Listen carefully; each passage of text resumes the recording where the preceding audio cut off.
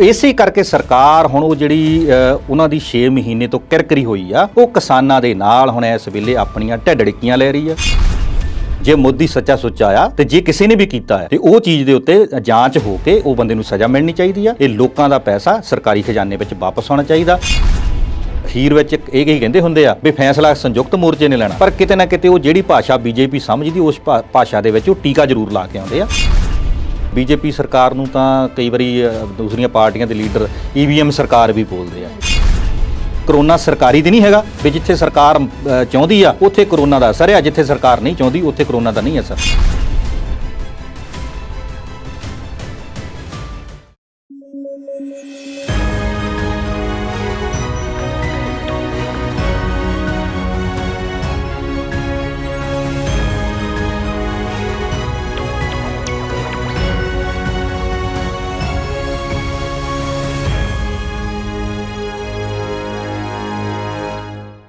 Punjabi national TV ਦੇਖ ਰਹੇ ਦਰਸ਼ਕਾਂ ਨੂੰ ਜੀ ਆਇਆਂ ਆਖਦੇ ਹਾਂ। ਤੁਹਾਡਾ ਮਨਪਸੰਦ ਪ੍ਰੋਗਰਾਮ ਵਿਚਾਰ ਚਰਚਾ ਲੈ ਕੇ ਇੱਕ ਵਾਰ ਫਿਰ ਤੋਂ ਹਾਜ਼ਰ ਹੋ ਗਏ ਹਾਂ।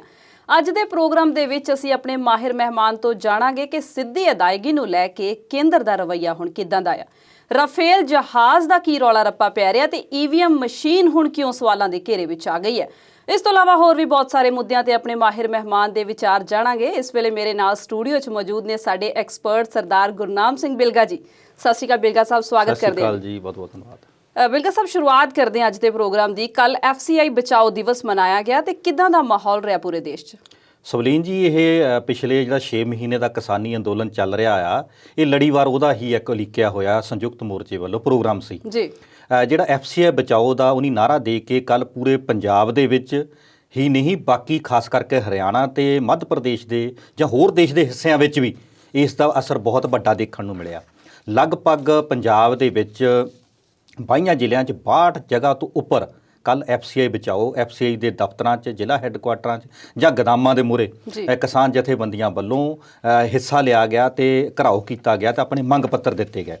ਸਵਲੀਨ ਜੀ, ਸਭ ਨੂੰ ਵੱਡੀ ਦੇਖਣ ਵਾਲੀ ਗੱਲ ਇਸ ਕੱਲ੍ਹ ਵਾਲੇ ਘਿਰਾਓ ਦੀ ਜਾਂ ਬੰਦ ਦੀ ਸੀਗੀ ਕਿ ਇਹਦੇ ਵਿੱਚ ਨਵੇਂ ਤੌਰ ਤੇ ਜਿਹੜੇ ਮੰਡੀ ਕਰਮਚਾਰੀ, ਮਨੀਮ ਭਾਈਚਾਰਾ, ਆੜ੍ਹਤੀਆ ਭਾਈਚਾਰਾ ਤੇ ਨਾਲ ਇਹਦੇ FCI ਦੇ ਜਿਹੜੇ ਕੱਚੇ ਕਾਮੇ ਆ ਤੇ ਜਿਹੜੇ ਹੋਰ ਮੁਲਾਜ਼ਮ ਆ, ਉਹਨਾਂ ਨੇ ਵੀ ਕਿਸਾਨ ਜਥੇਬੰਦੀਆਂ ਦੀ ਇਸ ਕਾਲ ਦੀ ਜਾਂ ਇਸ ਕੱਲ੍ਹ ਦੇ ਘਿਰਾਓ ਦੀ ਬਹੁਤ ਵੱਡੇ ਤੌਰ ਤੇ ਹਮਾਇਤ ਕੀਤੀ ਆ।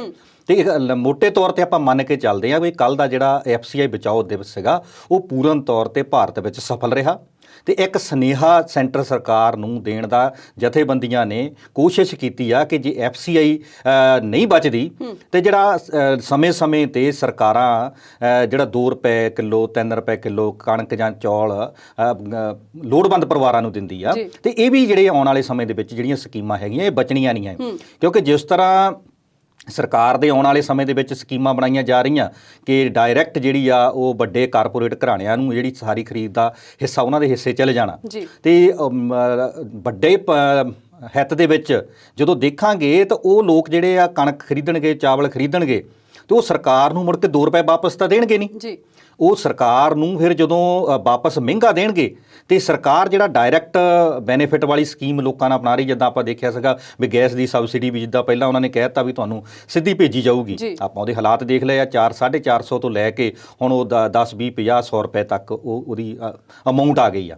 ਇਸੇ ਤਰ੍ਹਾਂ ਮੰਨ ਲਓ ਗਰੀਬ ਪਰਿਵਾਰ ਜਿਹੜੇ ਹੈਗੇ, ਜਿਹੜੇ ਲੋੜਵੰਦ ਪਰਿਵਾਰ ਆ, ਜਦੋਂ ਉਹਨਾਂ ਨੂੰ ਇਸ ਅੰਨ ਦੀ ਜ਼ਰੂਰਤ ਪੈਣੀ ਆ ਤੇ ਜੇ ਸਰਕਾਰ ਕਹੂਗੀ ਵੀ ਤੁਸੀਂ ਅੰਨ ਖਰੀਦੋ ਵੱਡੇ ਕਾਰਪੋਰੇਟ ਘਰਾਣਿਆਂ ਤੋਂ, ਵੱਡੀਆਂ ਦੁਕਾਨਾਂ ਤੋਂ, ਜਿੱਥੇ ਉਹਨਾਂ ਨੂੰ 70 ਰੁਪਏ 80 ਰੁਪਏ 100 ਰੁਪਏ ਤੱਕ ਦਾ ਖਦਸ਼ਾ ਜ਼ਾਹਰ ਕੀਤਾ ਜਾ ਰਿਹਾ ਵੀ ਇਸ ਰੇਟ ਤੋਂ ਘੱਟ ਉਹਨਾਂ ਨੂੰ ਖਾਣ ਨੂੰ ਦਾਣਾ ਨਹੀਂ ਮਿਲੂਗਾ, ਕਿਉਂਕਿ ਵੱਡਾ ਕੰਟਰੋਲ ਜਿਹੜਾ ਹੈਗਾ ਉਹ ਕਾਰਪੋਰੇਟ ਘਰਾਣਿਆਂ ਦੇ ਹੱਕ 'ਚ ਚਲ ਜਾਣਾ। ਤੇ ਇਸੇ ਤਰ੍ਹਾਂ ਜੇ ਉਸ ਤੋਂ ਬਾਅਦ ਫਿਰ ਉਹ ਉਨੇ ਰੇਟ ਨਾਲ ਲੋਕਾਂ ਨੂੰ ਪੈਸਾ ਵਾਪਸ ਖਾਤਿਆਂ ਵਿੱਚ ਸਰਕਾਰ ਨਹੀਂ ਪਾਊਗੀ। ਹੌਲੀ ਹੌਲੀ ਸਰਕਾਰ ਜਿਹੜੀਆਂ ਆਪਣੇ ਚੋਣਾਂ ਦੇ ਵਿੱਚ ਕੀਤੇ ਹੋਏ ਵਾਅਦਿਆਂ ਤੋਂ ਭੱਜਣ ਦਾ ਰਸਤਾ ਜਾਂ ਜਿਹੜੀਆਂ ਜ਼ਿੰਮੇਵਾਰੀਆਂ ਸਰਕਾਰ ਦੀਆਂ ਇੱਕ ਬਣਦੀਆਂ ਆ, ਸਿਰ ਤਨ ਤੇ ਕੱਪੜਾ, ਸਿਰ ਤੇ ਛੱਤ ਤੇ ਢਿੱਡ ਦੇ ਵਿੱਚ ਰੋਟੀ, ਇਹਨਾਂ ਚੀਜ਼ਾਂ ਤੋਂ ਸਰਕਾਰ ਹੌਲੀ ਹੌਲੀ ਭੱਜਣਾ ਚਾਹੁੰਦੀ ਆ। ਬਹੁਤ ਵੱਡੇ ਵੱਡੇ ਦੇਸ਼ਾਂ ਦੀਆਂ ਇਹ ਨਕਲਾਂ ਕਰ ਰਹੇ ਆ, ਪਰ ਜਿੱਥੇ ਇਹ ਸਿਸਟਮ ਫੇਲ ਹੋ ਚੁੱਕੇ ਆ, ਇਹ ਸਿਸਟਮ ਫੇਲ ਹੋਣ ਤੋਂ ਬਾਅਦ ਉਹਨਾਂ ਨੇ ਇਨਕਾਰ ਦੇ ਸਿਸਟਮ ਉਹ ਦੁਬਾਰਾ ਭਾਰਤ ਸਰਕਾਰ ਜਿਹੜੀ ਆ ਫਿਰ ਦੁਬਾਰਾ ਲੋਕਾਂ ਦੇ ਉੱਤੇ ਇੱਥੇ ਲਾਗੂ ਕਰ ਰਹੀ ਆ। ਇਸੇ ਕਰਕੇ ਲੋਕਾਂ ਨੇ ਰੋਸ ਵਜੋਂ ਕੱਲ FCI ਬਚਾਓ ਦਿਵਸ ਦਾ ਇੱਕ ਨਾਅਰਾ ਦਿੱਤਾ ਕਿਸਾਨ ਜਥੇਬੰਦੀਆਂ ਨੇ, ਔਰ ਸੰਯੁਕਤ ਮੋਰਚੇ ਵੱਲੋਂ ਜਦੋਂ ਵੀ ਕੋਈ ਕਾਲ ਦਿੱਤੀ ਜਾਂਦੀ ਤਾਂ ਲੋਕ ਆਪਣੇ ਮਨ ਤੋਂ, ਦਿਲ ਤੋਂ ਇਕੱਠੇ ਹੋ ਕੇ ਉਸ ਚੀਜ਼ ਨੂੰ ਪਗਾਉਂਦੇ ਵੀ ਆ ਤੇ ਦੱਸਦੇ ਆ ਵੀ ਅਸੀਂ ਕਿਸਾਨਾਂ ਦੇ ਬਿਲਕੁਲ ਨਾਲ ਖੜੇ ਆ। ਔਰ ਇਹਦੇ ਨਾਲ ਜਿਹੜਾ ਦੱਸਿਆ ਕਿ ਪਹਿਲਾਂ ਜਿਹੜਾ ਹੋਰ ਭਾਈਚਾਰਾ ਜੁੜ ਰਿਹਾ ਅੱਜ ਮਨੀਮ ਆ ਜਾਂ ਮੰਡੀ ਕਰਮਚਾਰੀ ਆ, ਉਹਦੇ ਨਾਲ ਅੰਦੋਲਨ ਨੂੰ ਇੱਕ ਬਹੁਤ ਵੱਡੀ ਇਹ ਸਫਲਤਾ ਮਿਲੂਗੀ ਤੇ FCI ਜਿਹੜੀ ਹੈਗੀ ਆ ਬਚੂਗੀ ਤੇ ਤਾਂ ਹੀ ਜਿਹੜਾ ਗਰੀਬ ਦੇ ਢਿੱਡ ਦੇ ਵਿੱਚ ਅੰਨ ਜਾ ਸਕਦਾ ਆ। ਨਹੀਂ ਤਾਂ ਜਿਸ ਤਰ੍ਹਾਂ ਕਾਰਪੋਰੇਟ ਘਰਾਣਿਆਂ ਨੇ ਆਪਣੇ ਜਾਲ ਵਿਛਾ ਲਏ ਆ, ਵੱਡੇ ਵੱਡੇ ਸਾਈਲੋ ਬਣਾ ਲਏ ਆ, ਇਹਨਾਂ ਜਿੰਨੇ ਗੁਦਾਮ ਆ, ਗੁਦਾਮਾਂ ਦੇ ਵਿੱਚ ਕਿੰਨੀ ਲੇਬਰ ਕੰਮ ਕਰਦੀ ਆ, ਕਿੰਨੇ ਪੱਲੇਦਾਰ ਆ, ਕਿੰਨੇ ਮਨੀਮ ਲੱਗੇ ਹੋਏ ਆ, ਕਿੰਨੇ ਟਰੱਕਾਂ ਨੂੰ ਸਾਡੇ ਕੰਮ ਮਿਲਦਾ ਆ। ਉਹ ਸਾਰੀਆਂ ਚੀਜ਼ਾਂ ਜਦੋਂ ਇੱਕ ਦੂਜੇ ਨਾਲ ਰਲ ਕੇ ਚੱਲਦੀਆਂ ਆ ਤੇ ਹਰੇਕ ਦਾ ਇੱਕ ਰੁਜ਼ਗਾਰ ਦਾ ਸਾਧਨ ਬਣਿਆ ਹੋਇਆ ਤੇ ਜਦੋਂ FCI ਖਤਮ ਹੋ ਜਾਣੀ ਆ ਤੇ ਸਾਰਾ ਕੁਝ ਉਹ ਮਸ਼ੀਨਰੀ ਤੇ ਆ ਜਾਣਾ। ਜਿੱਥੇ ਇਸ ਵੇਲੇ ਟਰੱਕ ਲੱਦਣ ਲਈ ਲਾਉਣ ਲਈ ਹਜ਼ਾਰਾਂ ਬੰਦੇ ਲੱਖਾਂ ਬੰਦੇ ਕੰਮ ਕਰਦੇ ਆ ਤੇ ਜਦੋਂ ਉਹ ਕਾਰਪੋਰੇਟ ਘਰਾਣਿਆਂ ਨੇ ਵੱਡੇ ਵੱਡੇ ਫੋਰਕਲਿਫਟਰ ਲਾ ਲਏ, ਵੱਡ ਵੱਡੀਆਂ ਮਸ਼ੀਨਾਂ ਲਾ ਲਈਆਂ ਤੇ ਇਹ ਸਾਰੀ ਬੇਰੁਜ਼ਗਾਰੀ ਜਿਹੜੀ ਆ ਆਉਣ ਵਾਲੇ ਸਮੇਂ ਦੇ ਵਿੱਚ ਮੂੰਹ ਅੱਡ ਕੇ ਖੜੀ ਆ ਤੇ ਇਹ ਬੇਰੁਜ਼ਗਾਰੀ ਜਿਹੜੀ ਆ ਆਉਣ ਵਾਲੇ ਸਮੇਂ ਦੇ ਵਿੱਚ ਸਾਡੇ ਵਿੱਚ ਹੋਰ ਜ਼ਿਆਦਾ ਅਸੰਤੋਸ਼ ਫੈਲਾਊਗੀ ਸਮਾਜ ਦੇ ਵਿੱਚ। ਜਦੋਂ ਸੈਂਟਰ ਸਰਕਾਰ ਦੀਆਂ ਇਹਨਾਂ ਸਕੀਮਾਂ ਦਾ ਅਸਰ ਵੱਡੇ ਤੌਰ ਤੇ ਆਪਾਂ ਦੇਖਦੇ ਹਾਂ ਤੇ ਇਹ ਜਿਹੜੇ ਕੱਲ੍ਹ ਦੇ ਵਿਰੋਧ ਹੋਏ ਆ, ਇਹ ਵਿਰੋਧ ਹੋਣਾ ਇਹ ਲਾਜ਼ਮੀ ਸੀ। FCI ਦੇ ਮੁਲਾਜ਼ਮ ਵੀ ਇਹਦੇ ਵਿੱਚ ਜਿਹੜੇ ਸ਼ਾਮਲ ਹੋਏ ਆ, ਉਹਨਾਂ ਦਾ ਵੀ ਇੱਕ ਬਹੁਤ ਵੱਡਾ ਇਸ ਅੰਦੋਲਨ ਨੂੰ ਬਲ ਮਿਲਿਆ ਆ ਤੇ ਇਹ ਕੱਲ੍ਹ ਦਾ ਜੇ ਕਹਿ ਦਈਏ ਤਾਂ ਮੱਧ ਪ੍ਰਦੇਸ਼ ਤੋਂ ਲੈ ਕੇ ਹਰਿਆਣਾ, ਸਾਰਾ ਪੰਜਾਬ, ਇਹਦਾ ਬਹੁਤ ਵੱਡੀ ਇੱਕ ਸਫਲ ਜਿਹੜੀ ਇਹ ਕਾਲ ਸੀਗੀ ਤੇ ਇਹਦਾ ਬਹੁਤ ਵੱਡਾ ਅਸਰ ਜਿਹੜਾ ਆ ਦਿੱਲੀ ਬੈਠੇ ਜਿਹੜੇ ਕਿਸਾਨ ਵੀਰ ਆ ਉਹਨਾਂ ਦੇ ਅੰਦੋਲਨ ਨੂੰ ਮਿਲੂਗਾ ਤੇ ਕੇਂਦਰ ਸਰਕਾਰ ਨੂੰ ਦੁਬਾਰਾ ਇਸ FCI ਨੂੰ ਜਿਹੜੀਆਂ ਖਤਮ ਕਰਨ ਦੀਆਂ ਚਾਲਾਂ ਚੱਲੀਆਂ ਜਾ ਰਹੀਆਂ, FCI ਨੂੰ ਕਮਜ਼ੋਰ ਕਰਨ ਦੀਆਂ ਚਾਲਾਂ ਚੱਲੀਆਂ ਜਾ ਰਹੀਆਂ, ਕਿਉਂਕਿ ਸਰਕਾਰ ਇਹ ਚੋਂ ਨਿਕਲਣਾ ਚਾਹੁੰਦੀ ਆ।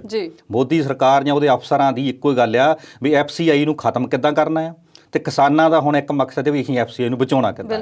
ਤੇ ਇਹ ਰਲ ਮਿਲ ਕੇ ਜਦੋਂ ਸਾਰੀਆਂ ਧਿਰਾਂ ਸਰਕਾਰ ਦੀ ਇਸ ਪਾਲਿਸੀ ਦਾ ਵਿਰੋਧ ਕਰਨਗੀਆਂ ਤੇ ਇਹ ਸਰਕਾਰ ਲਈ ਏਡਾ ਸੌਖਾ ਕੰਮ ਨਹੀਂ ਹੋਊਗਾ FCI ਨੂੰ ਖਤਮ ਕਰਨਾ।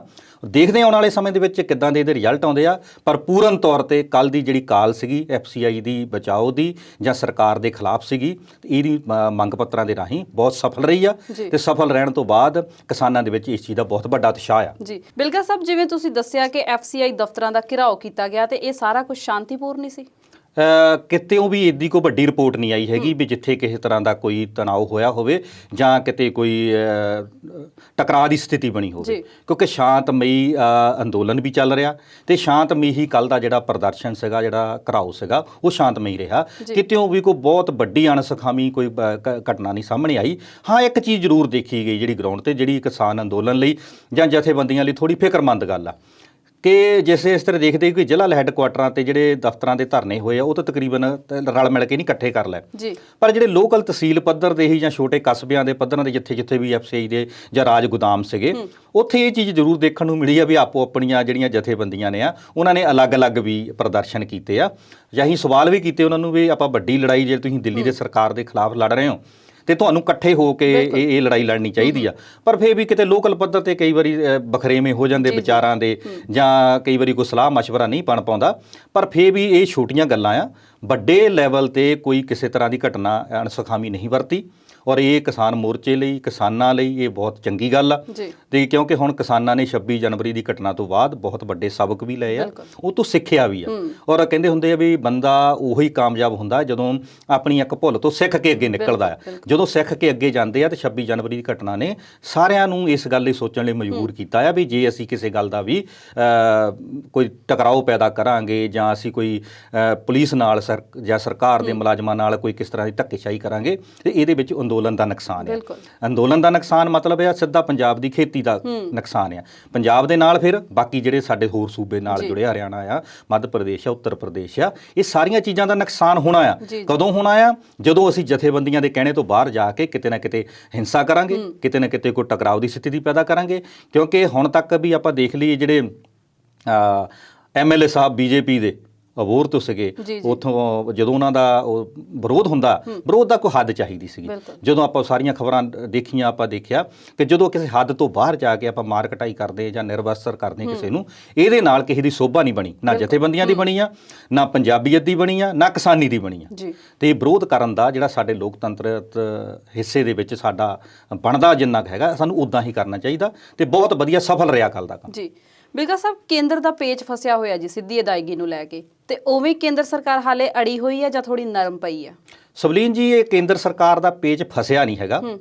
ਦਰਅਸਲ ਕੀ ਆ ਵੀ ਪਿਛਲੇ 6 ਮਹੀਨੇ ਦੇ ਵਿੱਚ ਜਿੱਦਾਂ ਪੰਜਾਬ ਤੋਂ ਚੱਲੀ ਹੋਈ ਚੰਗਿਆਰੀ ਹਰਿਆਣੇ ਰਾਹੀਂ ਹੁੰਦੀ ਹੋਈ ਯੂਪੀ, ਮੱਧ ਪ੍ਰਦੇਸ਼ ਤੇ ਸਾਰੇ ਦੇਸ਼ ਦੇ ਵਿੱਚ ਇਸ ਵੇਲੇ ਬੀਜੇਪੀ ਦਾ ਪੇਚ ਜਿਹੜਾ ਕੱਸੀ ਖੜੀ ਆ, ਉਹ ਹੁਣ ਪੇਚ ਜਿਹੜਾ ਕੱਸਿਆ ਹੋਇਆ ਬੀਜੇਪੀ ਦਾ, ਹੁਣ ਉਹ ਫਰਸਟ੍ਰੇਸ਼ਨ ਵੱਖ-ਵੱਖ ਏਜੰਸੀਆਂ ਰਾਹੀਂ ਜਿਹੜੀਆਂ ਸੈਂਟਰ ਸਰਕਾਰ ਦੀਆਂ ਸਟੇਟਾਂ ਨੂੰ ਰੈਗੂਲੇਟ ਕਰਦੀਆਂ ਏਜੰਸੀਆਂ, ਚਾਹੇ ਉਹ NIA ਆ, ਚਾਹੇ CBI ਆ, ਚਾਹੇ FCI ਆ, ਚਾਹੇ ਕੋਈ ਵੀ ਵੱਖਰੀਆਂ ਏਜੰਸੀਆਂ ਹੈਗੀਆਂ ਜਿਨ੍ਹਾਂ ਦਾ ਸਟੇਟਾਂ ਦੇ ਨਾਲ ਸਿੱਧਾ ਲੈਣ ਦੇਣ ਬਣਦਾ ਜਾਂ ਕਿਸਾਨੀ ਦੇ ਨਾਲ ਟਾਚਰ ਬਣਦਾ ਹੈ।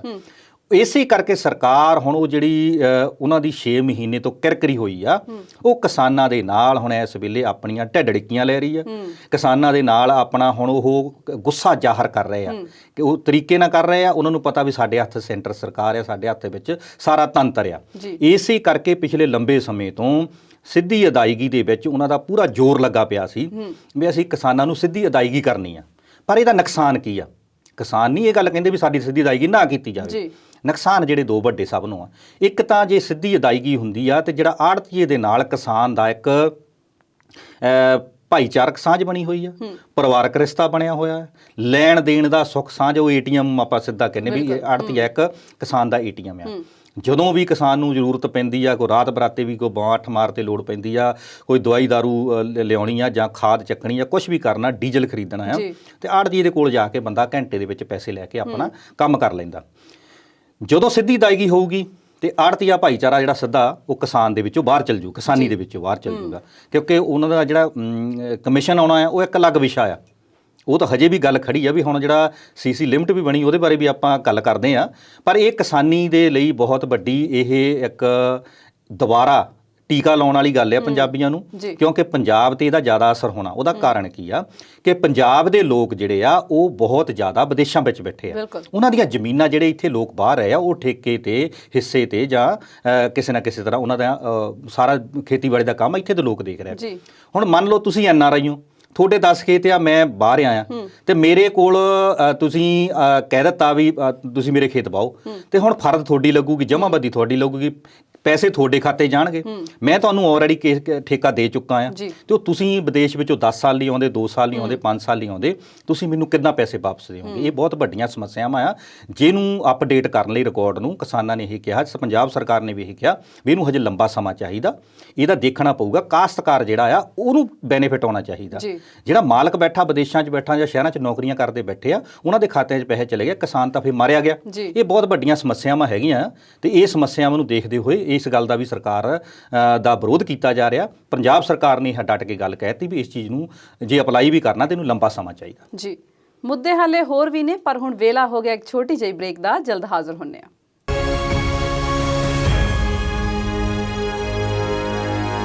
ਬ੍ਰੇਕ ਤੋਂ ਬਾਅਦ ਵਿਚਾਰ ਚਰਚਾ ਦੇਖ ਰਹੇ ਦਰਸ਼ਕਾਂ ਦਾ ਸਵਾਗਤ ਕਰਦੇ ਹਾਂ। ਬਿਰਗਾ ਸਾਹਿਬ, ਕੈਸ਼ ਕ੍ਰੈਡਿਟ ਲਿਮਿਟ ਨੂੰ ਲੈ ਕੇ ਕੀ ਅਪਡੇਟ ਹੈ? ਸਵਲੀਨ ਜੀ, ਇਹ ਬੜੇ ਦਿਨਾਂ ਤੋਂ ਪੰਜਾਬ ਸਰਕਾਰ ਦੇ ਵੀ ਤੇ ਕਿਸਾਨਾਂ ਦੇ ਵੀ ਸਾਹ ਸੂਤੇ ਹੋਏ ਸੀ ਇਸ ਗੱਲ ਲਈ, ਕਿਉਂਕਿ ਜੇ ਕੈਸ਼ ਕ੍ਰੈਡਿਟ ਲਿਮਿਟ ਨਹੀਂ ਬਣਦੀ ਪੰਜਾਬ ਸਰਕਾਰ ਦੀ, ਕਿਉਂਕਿ ਬਹੁਤ ਵੱਡਾ ਹਿੱਸਾ ਜਿਹੜਾ ਆ ਇਹ ਸੈਂਟਰ ਗਵਰਨਮੈਂਟ ਦੀ FCI ਨੇ ਜਾਂ ਬਾਕੀ ਏਜੰਸੀਆਂ ਨੇ ਖਰੀਦ ਕਰਨੀ ਹੁੰਦੀ ਆ ਹਾੜੀ ਸੌਣੀ ਦੀ ਫਸਲ ਦੀ। ਹੁਣ ਹਾੜੀ ਦੀ ਫਸਲ ਸੀਗੀ ਤੇ ਕੈਸ਼ ਕ੍ਰੈਡਿਟ ਲਿਮਿਟ ਜਿਹੜੀ ਆ RBI ਤੋਂ ਭਾਰਤ ਸਰਕਾਰ ਨੇ ਪੰਜਾਬ ਸਰਕਾਰ ਨੂੰ ਬਣਾ ਕੇ ਦੇਣੀ ਸੀ।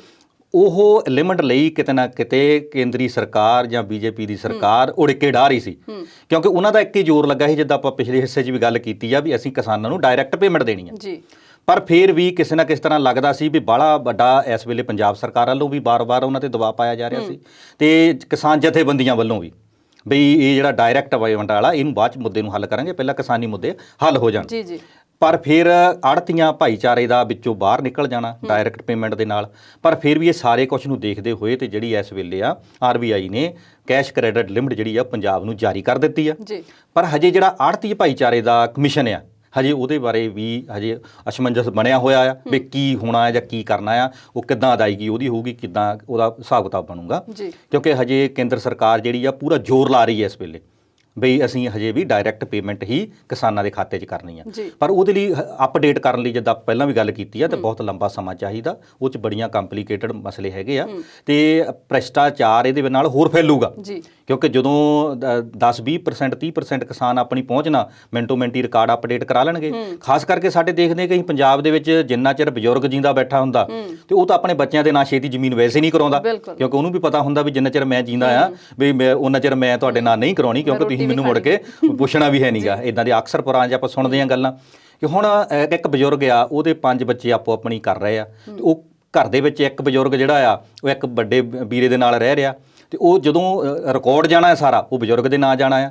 ਉਸ ਤੋਂ ਬਾਅਦ ਇਹ ਬਹੁਤ ਵੱਡੀਆਂ ਸਮੱਸਿਆਵਾਂ ਹੈਗੀਆਂ ਆ, ਰਿਕਾਰਡ ਅਪਡੇਟ ਹੋਣਾ। ਫਿਰ ਜਿਹੜੀ ਆਪਾਂ ਗੱਲ ਕੀਤੀ NRI ਦੀ ਤਾਂ ਖਾਤੇ ਵੀ ਹੈ ਨਹੀਂ ਬਹੁਤ ਇੱਥੇ, ਇਸ ਕਰਕੇ ਡਾਇਰੈਕਟ ਪੇਮੈਂਟ ਵਾਲਾ ਜਿਹੜਾ ਆ ਇਹਨੂੰ ਹਜੇ ਟਾਈਮ ਲੱਗੂਗਾ, ਤੇ ਟਾਈਮ ਲੱਗਣ ਤੋਂ ਬਾਅਦ ਫਿਰ ਇਹਦਾ ਕੋਈ ਨਾ ਕੋਈ ਮਸਲਾ ਹੱਲ ਹੋ ਸਕਦਾ। ਹੁਣ ਇਹ ਕੈਸ਼ ਕ੍ਰੈਡਿਟ ਲਿਮਟ ਤੇ ਇਹ ਸੈਂਟਰ ਦੀਆਂ ਏਜੰਸੀਆਂ ਜਿਹੜੀਆਂ ਪੰਜਾਬ ਤੋਂ ਖਰੀਦ ਕਰਾਉਂਦੀਆਂ ਜਾਂ ਹਰਿਆਣੇ ਤੋਂ ਖਰੀਦ ਕਰਾਉਂਦੀਆਂ, ਇਹ ਬਹੁਤ ਵੱਡਾ ਰਕਮ ਆ, ਅਮਾਊਂਟ ਆ, ਪੈਸਾ ਆ ਜਿਹੜਾ ਸੈਂਟਰ ਸਰਕਾਰ ਨੇ ਸਟੇਟਾਂ ਨੂੰ ਦੇਣਾ ਹੁੰਦਾ, ਤੇ ਤਾਂ ਜਾ ਕੇ ਕਿਸਾਨਾਂ ਤੋਂ ਜਿਹੜੀ ਫਸਲ ਖਰੀਦੀ ਜਾਣੀ ਹੈ। ਦੇਖਦੇ ਆ ਕਿ ਹੁਣ ਜਿਹੜਾ ਇਹ ਆੜਤੀਆ ਭਾਈਚਾਰੇ ਦਾ ਕਮਿਸ਼ਨ ਤੇ ਹਜੇ ਤੱਕ ਕੋਈ ਫੈਸਲਾ ਨਹੀਂ ਹੋ ਸਕਿਆ ਵੀ ਉਹ ਕਿੱਦਾਂ ਹੋਣੀ ਆ, ਕਿੱਧਰ ਦੀ ਜਾਣਾ, ਪੰਜਾਬ ਸਰਕਾਰ ਵੱਲ ਦੀ ਜਾਣਾ, ਡਾਇਰੈਕਟ ਜਾਣਾ, ਤੇ ਉਹਦਾ ਕੀ ਹੱਲ ਕਰਨਾ ਹੈ। ਕੈਸ਼ ਕ੍ਰੈਡਿਟ ਲਿਮਟ ਜਿਹੜੀ ਇਸ ਵੇਲੇ ਪੰਜਾਬ ਸਰਕਾਰ ਨੂੰ ਦੇ ਦਿੱਤੀ ਗਈ ਹੈ, ਤੇ ਆਉਣ ਵਾਲੇ ਦਿਨ ਦੇ ਵਿੱਚ ਦੇਖਦੇ ਕਿ ਹੁਣ ਹੋਰ ਇਹਦੇ ਵਿੱਚ ਕਿਹੜੀਆਂ ਉਹਨੀ ਕਮੀਆਂ ਪੇਸ਼ੀਆਂ ਰੱਖੀਆਂ, ਕਿੱਦਾਂ ਉਹ ਪੰਜਾਬ ਸਰਕਾਰ ਦੀ ਚੂੜੀ ਟਾਈਟ ਕਰਨਗੇ, ਜਾਂ ਕਿੱਦਾਂ ਉਹ ਕਿਸਾਨਾਂ ਨੂੰ ਹੋਰ ਪਰੇਸ਼ਾਨ ਕਰਨਗੇ।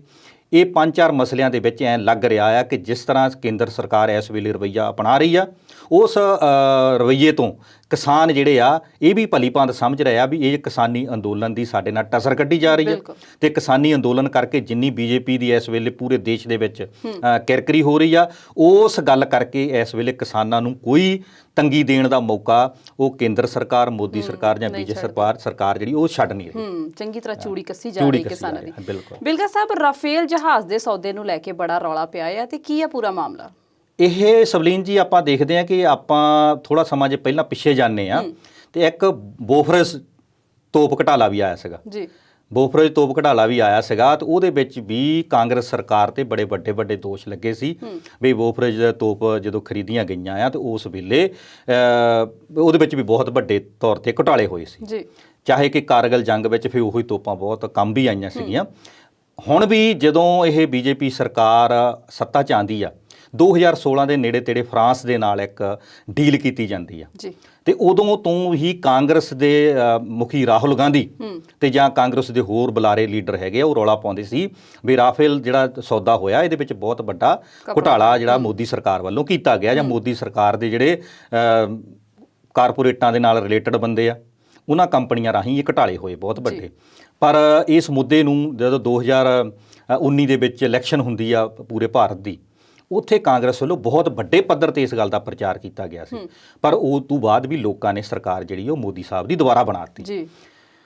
ਹੁਣ ਇੱਕ ਜਿਹੜੀ ਉੱਥੇ ਦੀ ਭ੍ਰਿਸ਼ਟਾਚਾਰ ਵਿਰੋਧੀ ਏਜੰਸੀ ਆ ਫਰਾਂਸ ਦੀ, ਉਹਨੇ ਇੱਕ ਰਿਪੋਰਟ ਪੇਸ਼ ਕੀਤੀ ਆ, ਜਿਹਦੇ ਵਿੱਚ ਕੋਈ ਕਹਿ ਸਕਦੇ 11 ਲੱਖ ਯੂਰੋ ਦੀ ਜਿਹੜੀ ਇਹ ਫਿਗਰ ਨਿਕਲ ਕੇ ਆਉਂਦੀ ਆ ਬਈ ਉਹ ਕਿਸੇ ਭਾਰਤੀ ਏਜੰਸੀ ਨੂੰ ਤੋਹਫੇ ਦੇ ਨਾਂ ਤੇ ਰਕਮ ਇਸ਼ੂ ਹੋਈ ਆ ਜੀ। ਉਹ ਕਿਸ ਤਰ੍ਹਾਂ ਲੋਕਾਂ ਦੇ ਵਿੱਚ ਸਾਬਤ ਕਰਨਾ ਪਊਗਾ ਵੀ ਉਹ ਤੋਹਫਾ ਕਿੱਥੋਂ ਆਇਆ, ਕਿੱਦਾਂ ਆਇਆ, ਕਿਹਦੇ ਕੋਲ ਆਇਆ, ਉਹਦੇ ਵਿੱਚ ਹਿੱਸੇਦਾਰ ਕਿੰਨੇ ਆ, ਉਹਦੇ ਵਿੱਚ BJP ਦੇ ਪਾਰਟਨਰ ਕਿੰਨੇ ਆ, ਜਾਂ ਉਹ ਸਰਕਾਰ 'ਚ ਹਿੱਸੇਦਾਰੀ ਵਾਲੇ ਕਿੰਨੇ ਆ, ਤੋਹਫਾ ਦਿੱਤਾ ਕਿਉਂ ਦਿੱਤਾ ਗਿਆ ਆ। ਇਹ ਗੱਲ ਹੁਣ ਦੁਬਾਰਾ ਉੱਥੇ ਦੇ ਮੀਡੀਆ ਨੇ ਨਸ਼ਰ ਕਰ ਦਿੱਤੀ ਆ, ਤੇ ਉੱਥੇ ਦੀਆਂ ਏਜੰਸੀਆਂ ਵੀ ਇਸ ਗੱਲ ਦੀ ਦੁਬਾਰਾ ਪੜਤਾਲ ਕਰ ਰਹੀਆਂ ਵੀ ਉਸ ਜਿਹੜਾ ਤੋਹਫਾ ਕਹਿ ਕੇ ਇੱਕ ਐਡੀ ਵੱਡੀ ਅਮਾਊਂਟ ਦਿੱਤੀ ਗਈ ਆ ਭਾਰਤ ਦੀ ਏਜੰਸੀ ਨੂੰ, ਤੇ ਉਹ ਬਹੁਤ ਹੁਣ ਵਿਸ਼ਾ ਇਹ ਦੁਬਾਰਾ ਭਖੂਗਾ, ਔਰ ਭਖ ਕੇ ਇਹਦੇ ਵਿੱਚੋਂ ਕੁਛ ਨਾ ਕੁਛ ਦੇਖੋ ਲੋਕਾਂ ਦੇ ਟੈਕਸ ਦਾ, ਲੋਕਾਂ ਦੇ ਖੂਨ ਪਸੀਨੇ ਦੀ ਕਮਾਈ ਦਾ ਪੈਸਾ ਜਿਹੜਾ ਆ ਉਹ ਰੱਖਿਆ ਏਜੰਸੀਆਂ ਜਿਹੜੀਆਂ ਉਹ ਅਸਲੇ ਤੇ ਖਰਚਦੀਆਂ, ਵੱਡੇ ਜਹਾਜ਼ਾਂ ਤੇ ਖਰਚਦੀਆਂ, ਤੇ ਵੱਡੇ ਜਿਹੜੇ ਆਪਣਾ ਫੌਜ ਨੂੰ ਜਿਹੜੇ ਹੋਰ ਇਕਵਿਪਮੈਂਟ ਚਾਹੀਦੇ ਹੁੰਦੇ ਆ ਉਹਨਾਂ ਤੇ ਖਰਚਦੀਆਂ। ਇਹ ਪੈਸਾ ਮੋਦੀ ਦਾ ਨਹੀਂ ਹੈਗਾ, ਪੈਸਾ ਇਹ ਕਾਂਗਰਸ ਦਾ ਨਹੀਂ ਹੈਗਾ, ਪੈਸਾ BJP ਨਹੀਂ, ਪੈਸਾ ਸਾਡੇ ਆਮ ਲੋਕਾਂ ਦਾ ਹੈ। ਆਮ ਲੋਕਾਂ ਜਦੋਂ ਸਵੇਰੇ ਚਾਹ ਦਾ ਕੱਪ ਵੀ ਪੀਂਦੇ ਆ ਤੇ ਉਹਦੇ ਤੇ ਵੀ ਜਿਹੜਾ ਕੋਈ ਗੁੜ ਖੰਡ ਖਰੀਦਿਆ ਆ, ਚਾਹ ਪੱਤੀ ਖਰੀਦੀ ਆ, ਉੱਤੇ ਟੈਕਸ ਦਿੱਤਾ ਆ, ਤੁਸੀਂ ਵੀ ਦਿੱਤਾ, ਮੈਂ ਵੀ ਦਿੱਤਾ, ਆਮ ਸਾਰੀ ਜਨਤਾ ਵੀ ਦਿੰਦੀ ਹੈ। ਉਸ ਪੈਸੇ ਦੀ ਜਦੋਂ ਕੋਈ ਦੁਰਵਰਤੋਂ ਹੁੰਦੀ ਆ ਤੇ ਬਹੁਤ ਵੱਡੇ ਕਰੋੜਾਂ ਦੇ ਵਿੱਚ ਇਦਾਂ ਦੇ ਘਪਲੇ ਸਾਹਮਣੇ ਆਉਂਦੇ ਆ। ਜੇ ਇਹ ਸੱਚਾਈ ਹੈਗੀ ਆ ਤੇ ਇਹ ਸੱਚਾਈ ਨੂੰ ਮੁੱਖ ਰੱਖਦਿਆਂ ਹੋਇਆ ਮੋਦੀ ਜੀ ਆਪਣੇ ਆਪ ਨੂੰ ਕਹਿੰਦਾ ਵੀ ਮੈਂ ਪੂਰਾ ਭ੍ਰਿਸ਼ਟਾਚਾਰ ਦੇ ਖਿਲਾਫ ਹਾਂ, ਮੇਰੀ ਸਰਕਾਰ ਦੇ ਵਿੱਚ ਕੋਈ ਭ੍ਰਿਸ਼ਟਾਚਾਰ ਨਹੀਂ ਹੋਇਆ, ਉਹਨਾਂ ਨੂੰ ਇਹਦੀ ਨਿਰਪੱਖ ਜਾਂਚ ਕਰਾਉਣੀ ਚਾਹੀਦੀ ਆ। ਚਾਹੇ ਕਿ ਰਵੀ ਸ਼ੰਕਰ ਪ੍ਰਸਾਦ ਨੇ ਇਹ ਗੱਲ ਕਹਿ ਦਿੱਤੀ ਆ ਨਹੀਂ ਜੀ ਇਹਦੀ ਕੋਈ ਲੋੜ ਨਹੀਂ ਹੈਗੀ, ਵੀ ਇਹਨਾਂ ਨੇ ਕਾਂਗਰਸ ਨੇ ਤੇ ਮੁੱਦਾ 2019 ਦੀ ਇਲੈਕਸ਼ਨ 'ਚ ਵੀ ਬਣਾਇਆ ਸੀ, ਪਰ ਲੋਕਾਂ ਨੇ ਇਹਨਾਂ ਨੂੰ ਹਰਾਤਾ। ਗੱਲ ਇੱਥੇ ਹਾਰ ਜਾਂ ਜਿੱਤ ਦੀ ਨਹੀਂ ਹੈਗੀ, ਗੱਲ ਜਦੋਂ ਬੋਫਰਜ ਦੀ ਤੋਪ ਘਟਾਲੇ ਦੀ ਚੱਲੀ ਸੀ ਉਦੋਂ ਕਾਂਗਰਸ ਸਰਕਾਰ ਸੀ, ਅੱਜ ਬੀਜੇਪੀ ਸਰਕਾਰ ਆ। ਗੱਲ ਬੀਜੇਪੀ ਜਾਂ ਕਾਂਗਰਸ ਦੀ ਨਹੀਂ, ਗੱਲ ਹੈਗੀ ਆ ਲੋਕਾਂ ਦੇ ਖੂਨ ਪਸੀਨੇ ਦੀ ਕਮਾਈ ਦੇ ਪੈਸੇ ਦੀ। ਤੇ ਪਰ ਹੁਣ ਇਹ ਮੁੱਦਾ ਟਵਿੱਟਰ ਤੇ ਵੀ ਟੌਪ ਟ੍ਰੈਂਡ ਕਰ ਰਿਹਾ। ਬਿਲਕੁਲ ਬਿਲਕੁਲ, ਇਹ ਆਉਣ ਵਾਲੇ ਦਿਨਾਂ ਦੇ ਵਿੱਚ ਇਹ ਚੀਜ਼ ਥੋੜੀ ਅੱਗੇ ਜਾਊਗੀ ਔਰ ਅਸੀਂ ਚਾਹੁੰਦੇ ਵੀ ਹਾਂ। ਦੇਖੋ ਹੋਰ ਜਿਹੜੇ ਧਰਮ ਦੇ ਨਾਂ ਤੇ ਗੱਲਾਂ, ਜਾਤਾਂ ਦੇ ਨਾਂ ਤੇ ਗੱਲਾਂ ਹੋਰ ਬਥੇਰੀਆਂ ਫੈਲਦੀਆਂ, ਜਿੱਤੋਂ ਸਾਡੇ ਸਮਾਜ ਨੂੰ ਕੋਈ ਵੀ ਅਗਾਂਹ ਵਧੂ ਸੋਚ ਨਹੀਂ ਮਿਲਦੀ, ਅਗਾਂਹ ਸਾਡਾ ਸਮਾਜ ਨਹੀਂ ਵੱਧ ਪਾਉਂਦਾ। ਪਰ ਇਹ ਸਾਡਾ ਪੈਸਾ ਖੂਨ ਪਸੀਨੇ ਦੀ ਲੋਕਾਂ ਦੀ ਕਮਾਈ ਆ। ਜੇ ਇਹਦੇ ਵਿੱਚ ਕੁਝ ਹੋਈ ਆ ਤੇ ਮੋਦੀ ਸਾਹਿਬ ਨੂੰ ਇਹਦੀ ਪੂਰੀ ਜਾਂਚ ਕਰਾ ਕੇ, ਜੋ ਬੰਦੇ ਵੀ ਦੋਸ਼ੀ ਆ, ਜੇ ਮੋਦੀ ਸੱਚਾ ਸੁੱਚਾ ਆ ਤੇ ਜੇ ਕਿਸੇ ਨੇ ਵੀ ਕੀਤਾ ਆ ਤੇ ਉਹ ਚੀਜ਼ ਦੇ ਉੱਤੇ ਜਾਂਚ ਹੋ ਕੇ ਉਹ ਬੰਦੇ ਨੂੰ ਸਜ਼ਾ ਮਿਲਣੀ ਚਾਹੀਦੀ ਆ। ਇਹ ਲੋਕਾਂ ਦਾ ਪੈਸਾ ਸਰਕਾਰੀ ਖਜ਼ਾਨੇ ਵਿੱਚ ਵਾਪਸ ਆਉਣਾ ਚਾਹੀਦਾ, ਕਿਉਂਕਿ ਡਾਕਟਰ ਮਨਮੋਹਨ ਸਿੰਘ ਜੀ ਭਾਰਤ ਦੇ ਪ੍ਰਧਾਨ ਮੰਤਰੀ 10 ਸਾਲ ਰਹੇ ਆ, ਉਹਨਾਂ ਦੀ ਛਵੀ ਤੇ ਕਦੀ ਕੋਈ ਕਿੰਤੂ ਪ੍ਰੰਤੂ ਨਹੀਂ, ਜਿੰਨੇ ਉਹ ਸ਼ਰਾਫਤ ਪੱਖੋਂ ਤੇ ਇਮਾਨਦਾਰੀ ਪੱਖੋਂ। ਪਰ ਫਿਰ ਵੀ ਉਹਨਾਂ ਦੀ ਸਰਕਾਰ ਦੇ ਵਿੱਚ ਜਿਹੜੇ ਉਹਨਾਂ ਦੇ ਸਾਥੀ ਸੀਗੇ, ਗੱਠਜੋੜ ਵਾਲੇ ਸੀਗੇ, ਮੰਤਰੀ ਸੀਗੇ, ਜੇ ਉਹਨੇ ਘਟਾਲੇ ਕੀਤੇ ਆ, ਉਹਨਾਂ ਦੀਆਂ ਜਾਂਚਾਂ ਹੋਈਆਂ, ਉਹਨਾਂ ਨੇ ਕੇਸਾਂ ਦਾ ਸਾਹਮਣਾ ਕੀਤਾ, ਜੇਲ੍ਹਾਂ ਵੀ ਭੁਗਤੀਆਂ। ਤੇ ਇਸ ਕਰਕੇ ਪ੍ਰਧਾਨ ਮੰਤਰੀ ਮੋਦੀ ਜੇ ਆਪਣੇ ਆਪ ਨੂੰ ਇਮਾਨਦਾਰ ਕਹਿੰਦਾ ਆ ਤੇ ਇਹ ਚੀਜ਼ ਨੂੰ ਬਿਲਕੁਲ ਬੀਜੇਪੀ ਨੂੰ ਸਪਸ਼ਟ ਕਰਨਾ ਚਾਹੀਦਾ ਵੀ ਇਹਦੇ ਵਿੱਚ ਕੋਈ ਬੀਜੇਪੀ ਸਰਕਾਰ ਨੇ ਜਾਂ ਬੀਜੇਪੀ ਦੇ ਹਮਾਇਤੀਆਂ ਨੇ ਕੋਈ ਇਸ ਤੋਪ ਘਟਾਲੇ ਦੇ ਵਿੱਚੋਂ ਕਿਸੇ ਤਰ੍ਹਾਂ ਦਾ ਕੋਈ ਲਾਭ ਨਹੀਂ ਲਿਆ। ਕਿਹੜੀ ਉਹ ਏਜੰਸੀ ਆ, ਕਿਹੜੇ ਉਹ ਲੋਕ ਆ ਜਿਨ੍ਹਾਂ ਦੇ ਖਾਤੇ ਦੇ ਵਿੱਚ ਜਿਹੜਾ ਉਹ ਫਰਾਂਸ ਸਰਕਾਰ ਵੱਲੋਂ ਜਾਂ ਫਰਾਂਸ ਦੀਆਂ ਏਜੰਸੀਆਂ ਵੱਲੋਂ ਕਿਹਾ ਜਾ ਰਿਹਾ ਵੀ ਅਸੀਂ ਤੋਹਫੇ ਦੇ ਨਾਂ ਤੇ ਇੱਕ ਪੈਸਾ ਪਾਇਆ, ਤਾਂ ਪੈਸਾ ਗਿਆ ਕਿੱਥੇ। ਸੋ ਇਸ ਲਈ ਸਬਲੀਨ ਜੀ, ਡੈਫਿਸਿਟ ਸੋਲੂਸ਼ਨ ਨਾਂ ਦੀ ਜਿਹੜੀ ਕੰਪਨੀ ਆ, 11 ਲੱਖ ਯੂਰੋ ਦੀ ਜਿਹੜੀ ਇਹ ਐਂਟਰੀ ਹੋਈ ਆ, ਜਿਹੜੀ ਉੱਥੇ ਦਾ ਮੀਡੀਆ ਵੀ ਦਿਖਾ ਰਿਹਾ, ਉੱਥੇ ਦੀ ਜਿਹੜੀ ਭ੍ਰਿਸ਼ਟਾਚਾਰ ਵਿਰੋਧ ਏਜੰਸੀ ਉਹ ਵੀ ਦਿਖਾ ਰਹੀ ਆ। ਤੇ ਇਸ ਵੇਲੇ ਪੂਰਾ ਮੁੱਦਾ ਇਹ ਭਖਿਆ ਹੋਇਆ ਆ ਤੇ ਭਖੇ ਹੋਏ ਮੁੱਦੇ ਦੇ ਵਿੱਚੋਂ ਇਸ ਵੇਲੇ ਪਾਰਟੀਆਂ ਵੀ ਆਪਣਾ ਪੋਲੀਟੀਕਲ ਰੌਲਾ ਰੱਪਾ ਜ਼ਰੂਰ ਪਾਉਣਗੀਆਂ ਔਰ ਉਹਨਾਂ ਦਾ ਬਣਦਾ ਵੀ ਆ ਰੌਲਾ ਪਾਉਣਾ, ਕਿਉਂਕਿ ਇਹ ਪੈਸਾ ਜਿਹੜਾ ਆਪਾਂ ਪਹਿਲਾਂ ਦੱਸਿਆ ਕਿ ਪੈਸਾ ਕਿਸੇ ਬੀਜੇਪੀ ਦਾ ਨਹੀਂ, ਕਿਸੇ ਕਾਂਗਰਸ ਦਾ ਨਹੀਂ, ਪੈਸਾ ਇਸ ਵੇਲੇ ਇਹ ਲੋਕਾਂ ਦਾ, ਲੋਕਾਂ ਦੀ ਜੇਬ ਦੇ ਵਿੱਚੋਂ ਗਿਆ ਹੋਇਆ ਪੈਸਾ ਆ। ਤੇ ਇਹਦੇ ਵਿੱਚ ਜੇ ਕੋਈ ਇਦਾਂ ਦੀ ਗੱਲ ਨਿਕਲ ਕੇ ਸਾਹਮਣੇ ਆਉਂਦੀ ਆ ਤੇ ਉਹਦੇ ਖਿਲਾਫ ਸਜ਼ਾਯੋਗ ਅਪਰਾਧ ਆ ਇਹ, ਤੇ ਅਪਰਾਧ ਵਿੱਚ ਬੰਦੇ ਵੀ ਨੰਗੇ ਹੋਣੇ ਚਾਹੀਦੇ ਆ, ਕੇਸ ਦਰਜ ਹੋਣੇ ਚਾਹੀਦੇ, FIR ਦਰਜ ਹੋਣੀ ਚਾਹੀਦੀ ਆ ਤੇ ਪੂਰਨ ਤੌਰ ਤੇ ਇਸ ਸਾਰੇ ਘਟਨਾਕ੍ਰਮ ਦੀ ਜਾਂਚ ਜਿਹੜੀ ਕਰਨੀ ਚਾਹੀਦੀ ਆ। ਇਹਨੂੰ ਇੱਕ ਪੋਲੀਟੀਕਲ ਮੁੱਦਾ ਜਾਂ ਪੋਲੀਟੀਕਲ ਨਾਰਾ ਬਣਾ ਕੇ ਛੱਡਣ ਦੀ ਲੋੜ ਨਹੀਂ ਹੈਗੀ ਵੀ ਇੱਕ ਪਾਰਟੀ ਆ ਉਹਨੇ ਦੂਜੀ ਪਾਰਟੀ ਤੇ ਦੋਸ਼ ਲਾਤਾ ਤੇ ਦੂਜੀ ਪਾਰਟੀ ਨੇ ਕਹਿਤਾ ਨਹੀਂ ਜੀ ਇਹ ਦੋਸ਼ ਜਿਹੜੇ ਨਿਰਾਧਾਰ ਆ, ਵੀ ਇਹ 'ਚ ਤਾਂ ਪਹਿਲਾਂ ਹੀ ਕਾਂਗਰਸ ਬਹੁਤ ਪ੍ਰਚਾਰ ਕਰ ਹਟੀ ਆ, ਇਸ ਮੁੱਦੇ ਤੇ ਲੋਕਾਂ ਨੇ ਵੋਟਾਂ ਨਹੀਂ ਕਾਂਗਰਸ ਨੂੰ ਪਾਈਆਂ। ਇਹ ਗੱਲ ਵੋਟ ਦੀ ਨਹੀਂ ਹੈਗੀ, ਗੱਲ ਰਾਜਨੀਤੀ ਦੀ ਨਹੀਂ ਹੈਗੀ, ਗੱਲ ਇਹ ਦੇਸ਼ ਦਾ ਸਵਾਲ ਆ, ਦੇਸ਼ ਦੀ ਇੱਜ਼ਤ ਦੀ ਗੱਲ ਆ। ਇਹ ਜਿੰਨੇ ਵੀ ਆਪਾਂ ਦੇਖਦੇ ਪਿਛਲੇ ਲੰਬੇ ਸਮੇਂ ਤੋਂ ਲੈ ਕੇ ਰੱਖਿਆ ਜਿਹੜੇ ਸੌਦੇ ਹੁੰਦੇ ਆ, ਰੱਖਿਆ ਨਾਲ ਸੰਬੰਧ ਸੌਦੇ ਹੁੰਦੇ ਆ, ਉਹਨਾਂ ਦੇ ਵਿੱਚ ਅਕਸਰ ਹੀ ਘੁਟਾਲਿਆਂ ਦੀ ਹਰੇਕ ਰੱਖਿਆ ਸੌਦੇ ਦੇ ਵਿੱਚ ਆਵਾਜ਼ ਜ਼ਰੂਰ ਨਿਕਲ ਕੇ ਆਉਂਦੀ ਆ, ਪਰ ਅੱਜ ਤੱਕ ਕੋਈ ਕਾਂ ਮਾਰ ਕੇ ਨਹੀਂ ਟੰਗਿਆ ਗਿਆ। ਇਹ ਹੁਣ ਮੋਦੀ ਕੋਲ ਇਸ ਵੇਲੇ ਬਹੁਤ ਸੁਨਹਿਰੀ ਮੌਕਾ ਆ। ਜੇ ਇਸ ਗੱਲ ਦੇ ਵਿੱਚ ਕੋਈ ਗੱਲਬਾਤ ਇਦਾਂ ਦੀ ਹੋਈ ਆ ਤੇ ਮੋਦੀ ਨੂੰ ਇਸ ਵੇਲੇ ਕਾਂ ਮਾਰ ਕੇ ਜ਼ਰੂਰ ਟੰਗਣਾ ਚਾਹੀਦਾ। ਜਿਹੜੀ ਇਹ ਡੈਫਿਸਿਟ ਸੋਲੂਸ਼ਨ ਕੰਪਨੀ ਆ, ਇਹਦੇ ਮਾਲਕ ਕੌਣ ਆ, ਇਹਨੂੰ ਇਹ ਕਿੱਧਰ ਪੈਸਾ ਗਿਆ ਆ, ਇਹ ਕਿਉਂ ਗਿਆ ਆ, ਕਿਸ ਤਰ੍ਹਾਂ ਇਹ ਗੱਲ ਅੱਗੇ ਵਧੀ ਆ ਜਾਂ ਦੁਬਾਰਾ ਨਿਕਲ ਕੇ ਕਿਉਂ ਆਈ ਆ, ਇਹ ਸਾਰੀ ਗੱਲ ਤੇ ਸਰਕਾਰ ਨੂੰ ਜਵਾਬ ਦੇਣਾ ਬਣਦਾ ਔਰ ਮੋਦੀ ਸਾਹਿਬ ਨੂੰ ਇਹ ਜਵਾਬ ਜ਼ਰੂਰ ਲੋਕਾਂ ਦੇ ਵਿੱਚ ਦੇਣਾ ਚਾਹੀਦਾ। ਜੀ ਬਿਲਕੁਲ, ਪ੍ਰਧਾਨ ਮੰਤਰੀ ਨੂੰ ਲੋਕਾਂ ਦੇ ਮਨਾਂ ਦੇ ਸ਼ੰਕੇ ਵੀ ਦੂਰ ਕਰਨੇ ਚਾਹੀਦੇ ਨੇ। ਬਿਲਕੁਲ ਸਾਹਿਬ, ਗੱਲਬਾਤ ਦਾ ਦੌਰ ਇਸੇ ਤਰ੍ਹਾਂ ਜਾਰੀ ਰੱਖਾਂਗੇ, ਪਰ ਹੁਣ ਵੇਲਾ ਹੋ ਗਿਆ ਇੱਕ ਛੋਟੀ ਜਿਹੀ ਬ੍ਰੇਕ ਦਾ। ਜਲਦ ਹਾਜ਼ਰ ਹੁੰਦੇ ਹਾਂ।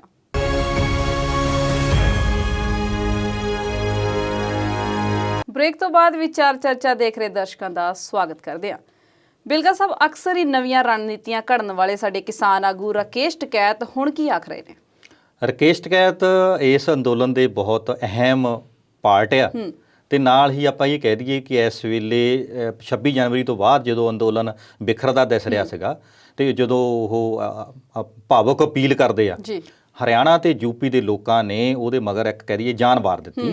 ਤੇ ਦੁਬਾਰਾ 28 29 30 ਤੋਂ ਬਾਅਦ ਜਿਹੜੇ ਇੰਨੇ ਦੁੱਖਦਾਈ ਦਿਨ ਸੀ ਕਿਸਾਨੀ ਅੰਦੋਲਨ ਤੇ 26 ਤੋਂ ਬਾਅਦ, ਤੇ ਉਹ ਜਿਹੜੀ 27 ਦੀ ਰਾਤ ਨੂੰ ਭਾਵੁਕ ਅਪੀਲ ਕਰਦੇ ਆ ਤੇ 28 29 30 ਤੱਕ ਅੰਦੋਲਨ ਨੇ ਦੁਬਾਰਾ ਆਪਣੇ ਪੈਰੀਂ ਖੜਾ ਰਾਕੇਸ਼ ਟਕੈਤ ਨੇ ਕਰ ਲਿਆ।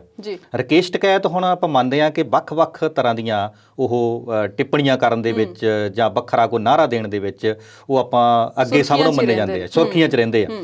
ਹੁਣ ਉਹ ਪੱਛਮੀ ਬੰਗਾਲ ਵਿੱਚ ਵੀ ਜਾ ਕੇ ਬਹੁਤ ਵੱਡੀਆਂ ਉਹ ਰੈਲੀਆਂ ਨੂੰ ਸੰਬੋਧਨ ਵੀ ਕਰਕੇ ਆਏ ਆ ਤੇ ਕਿਤੇ ਨਾ ਕਿਤੇ ਉਹ ਜਿਹੜੀ ਭਾਸ਼ਾ ਬੀਜੇਪੀ ਸਮਝਦੀ ਉਸ ਭਾਸ਼ਾ ਦਾ ਉਹ ਟੀਕਾ ਵੀ ਲਾਉਂਦੇ ਰਹਿੰਦੇ ਆ।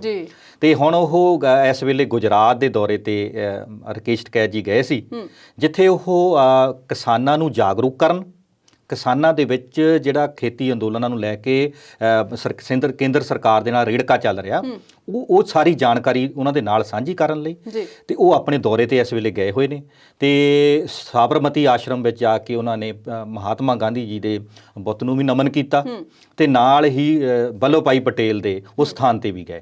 ਦੂਸਰੇ ਦਿਨ ਦੇ ਉਹਨਾਂ ਦੇ ਦੌਰੇ ਦੇ ਵਿੱਚ ਸ਼ੰਕਰ ਸਿੰਘ ਬਘੇਲਾ ਜੋ ਕਾਂਗਰਸ ਦੇ ਉੱਥੇ ਬਹੁਤ ਵੱਡੇ ਲੀਡਰ ਆ, ਉਹ ਵੀ ਉਹਨਾਂ ਦੇ ਨਾਲ ਸੀ ਤੇ ਉਹਨਾਂ ਨੇ ਇੱਕ ਗੱਲ ਸਾਹਮਣੇ ਹੋ ਕੇ ਗੱਲ ਆਖੀ ਆ ਕਿ ਜਿਹੜੇ ਕਿਸਾਨ ਇਸ ਵੇਲੇ ਗੁਜਰਾਤ ਦੇ ਵਿੱਚ ਅੰਦੋਲਨ ਦਾ ਸਾਥ ਨਹੀਂ ਦੇ ਰਹੇ, ਉਹਨਾਂ ਨੂੰ ਇੰਨਾ ਡਰਾਇਆ ਧਮਕਾਇਆ ਗਿਆ ਉੱਥੇ ਦੀ ਲੋਕਲ ਸਰਕਾਰ ਵੱਲੋਂ ਕਿ ਉਹਨਾਂ ਨੂੰ ਉਹ ਇਸ ਗੱਲ ਲਈ ਕਹਿ ਸਕਦੇ ਆ ਕਿ ਨਿਰਾਸ਼ ਆ ਵੀ ਅਸੀਂ ਅੰਦੋਲਨ ਦਾ ਹਿੱਸਾ ਨਹੀਂ ਬਣ ਪਾ ਰਹੇ, ਕਿਉਂਕਿ ਉੱਥੇ ਸਰਕਾਰ ਉਹਨਾਂ ਤੇ ਜ਼ੁਲਮ ਬੜੇ ਕਰਦੀ ਆ।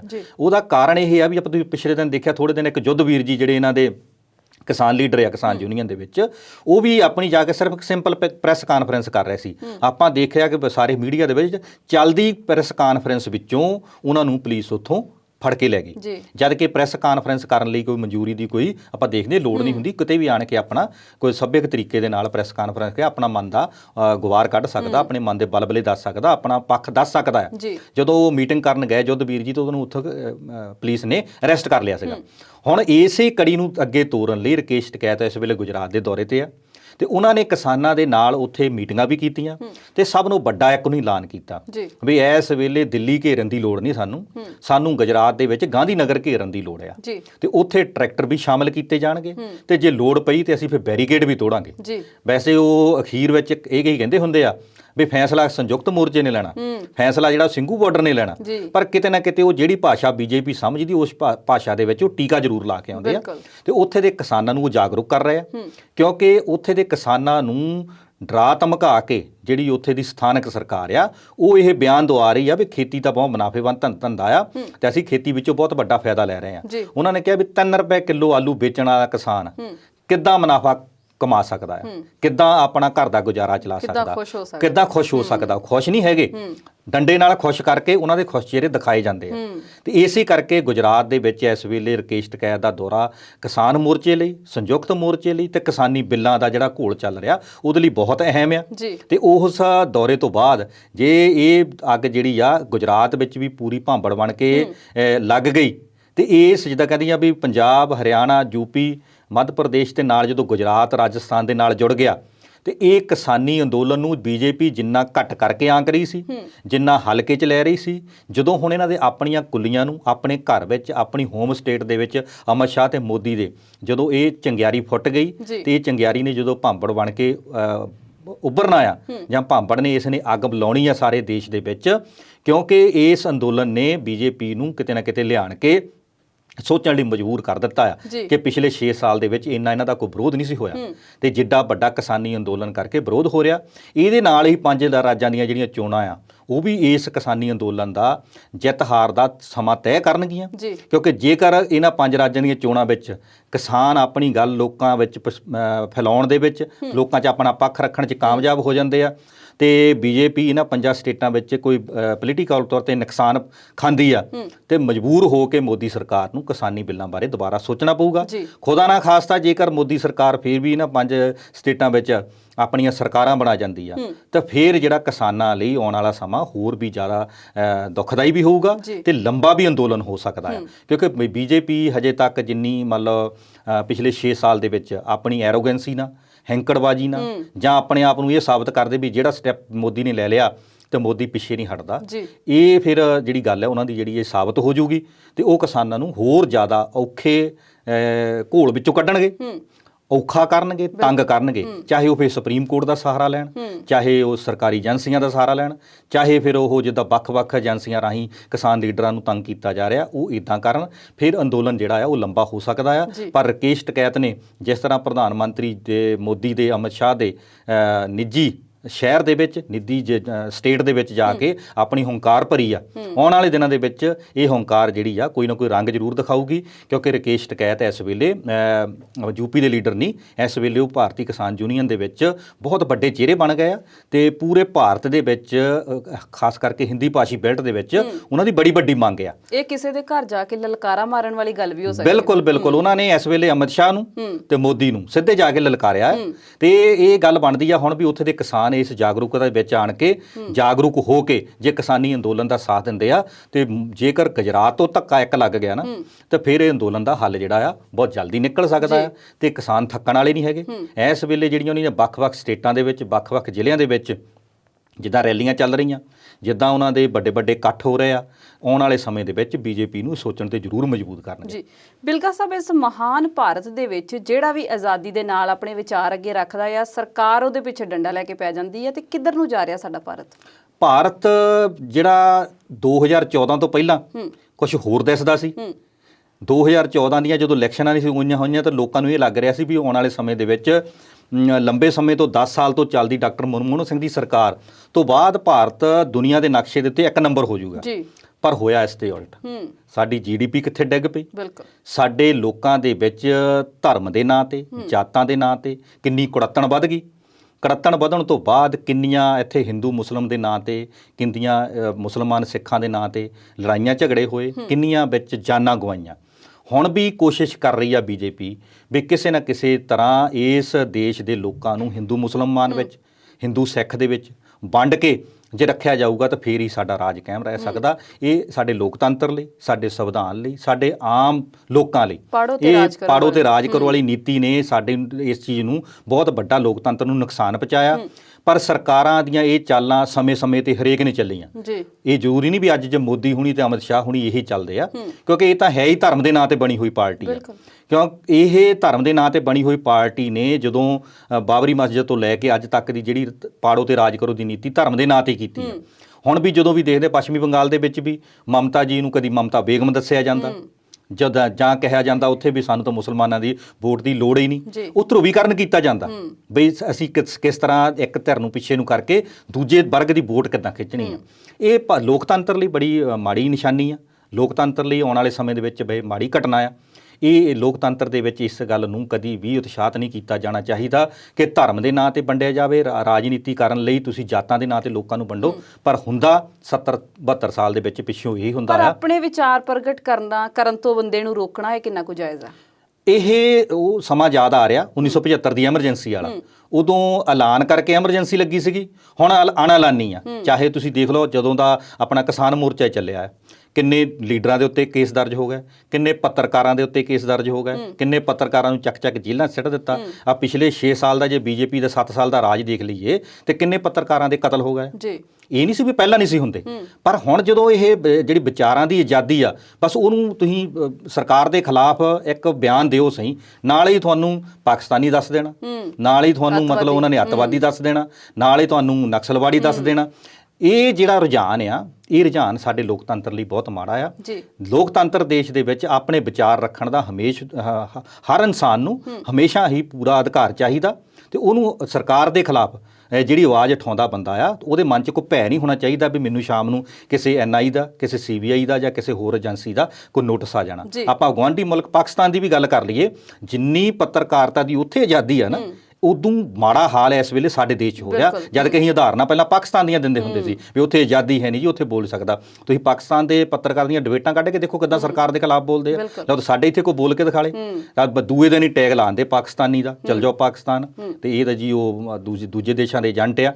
ਇੱਦਾਂ ਦੀਆਂ ਗੱਲਾਂ ਜਿਹੜੀਆਂ ਹੈਗੀਆਂ ਬੀਜੇਪੀ ਸਰਕਾਰ ਦੇ ਵਿੱਚ 7 ਸਾਲਾਂ ਦੇ ਵਿੱਚ ਬਹੁਤ ਵੱਡੇ ਪੱਧਰ ਤੇ ਦੇਖਣ ਨੂੰ ਮਿਲੀਆਂ ਔਰ ਸਾਡੇ ਲੋਕਤੰਤਰ ਲਈ ਇਹ ਬਹੁਤ ਮਾੜੀਆਂ। ਬਿਲਕੁਲ ਸਾਹਿਬ, ਅਸੀਂ ਗੱਲ ਕਰ ਰਹੇ ਅੰਦੋਲਨ ਦੀ ਤੇ ਸਰਕਾਰ ਦੀ, ਤੇ ਆਪਣੇ ਦਰਸ਼ਕਾਂ ਨੂੰ ਅੰਦੋਲਨ ਦੀ ਮੌਜੂਦਾ ਹਾਲਾਤ ਵੀ ਦੱਸ ਦਈਏ, ਕਿਤੇ ਮੱਠਾ ਤਾਂ ਨਹੀਂ ਪੈ ਗਿਆ?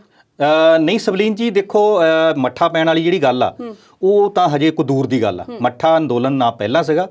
ਹਾਂ ਠੀਕ ਹੈ, 26-27 ਤਰੀਕ ਦਾ ਜਿਹੜਾ ਘਟਨਾਕ੍ਰਮ ਵਰਤਦਾ ਆ ਤੇ 29-28 ਤਰੀਕ ਤੱਕ ਜਿਹੜਾ ਇਹ ਥੋੜਾ ਜਿਹਾ ਉੱਥੇ ਜਮਾਵੜਾ ਜਿਹੜਾ ਘਟਿਆ ਸੀ, ਕਿਉਂਕਿ ਕਿਸਾਨ ਟਰੈਕਟਰ ਲੈ ਕੇ ਗਏ ਇਸ ਕਰਕੇ ਸੀਗੇ ਵੀ ਅਸੀਂ 26 ਤਰੀਕ ਦੀ ਪਰੇਡ ਤੋਂ ਬਾਅਦ ਵਾਪਸ ਆਉਣਾ ਹੈ। ਉਹ ਵੱਡੇ ਪੱਧਰ ਤੇ ਟਰੈਕਟਰ ਵਾਪਸ ਵੀ ਆਏ, ਪਰ ਫਿਰ ਵੀ ਜਿੱਦਾਂ ਰਕੇਸ਼ ਟਕੈਤ ਵਾਲੀ ਘਟਨਾ ਹੋ ਗਈ ਜਾਂ ਨੌਜਵਾਨਾਂ ਨੇ ਮੁੜ ਕੇ ਦੁਬਾਰਾ ਉਸ ਅੰਦੋਲਨ ਨੂੰ ਪੈਰੀਂ ਖੜਾ ਕਰ ਦਿੱਤਾ।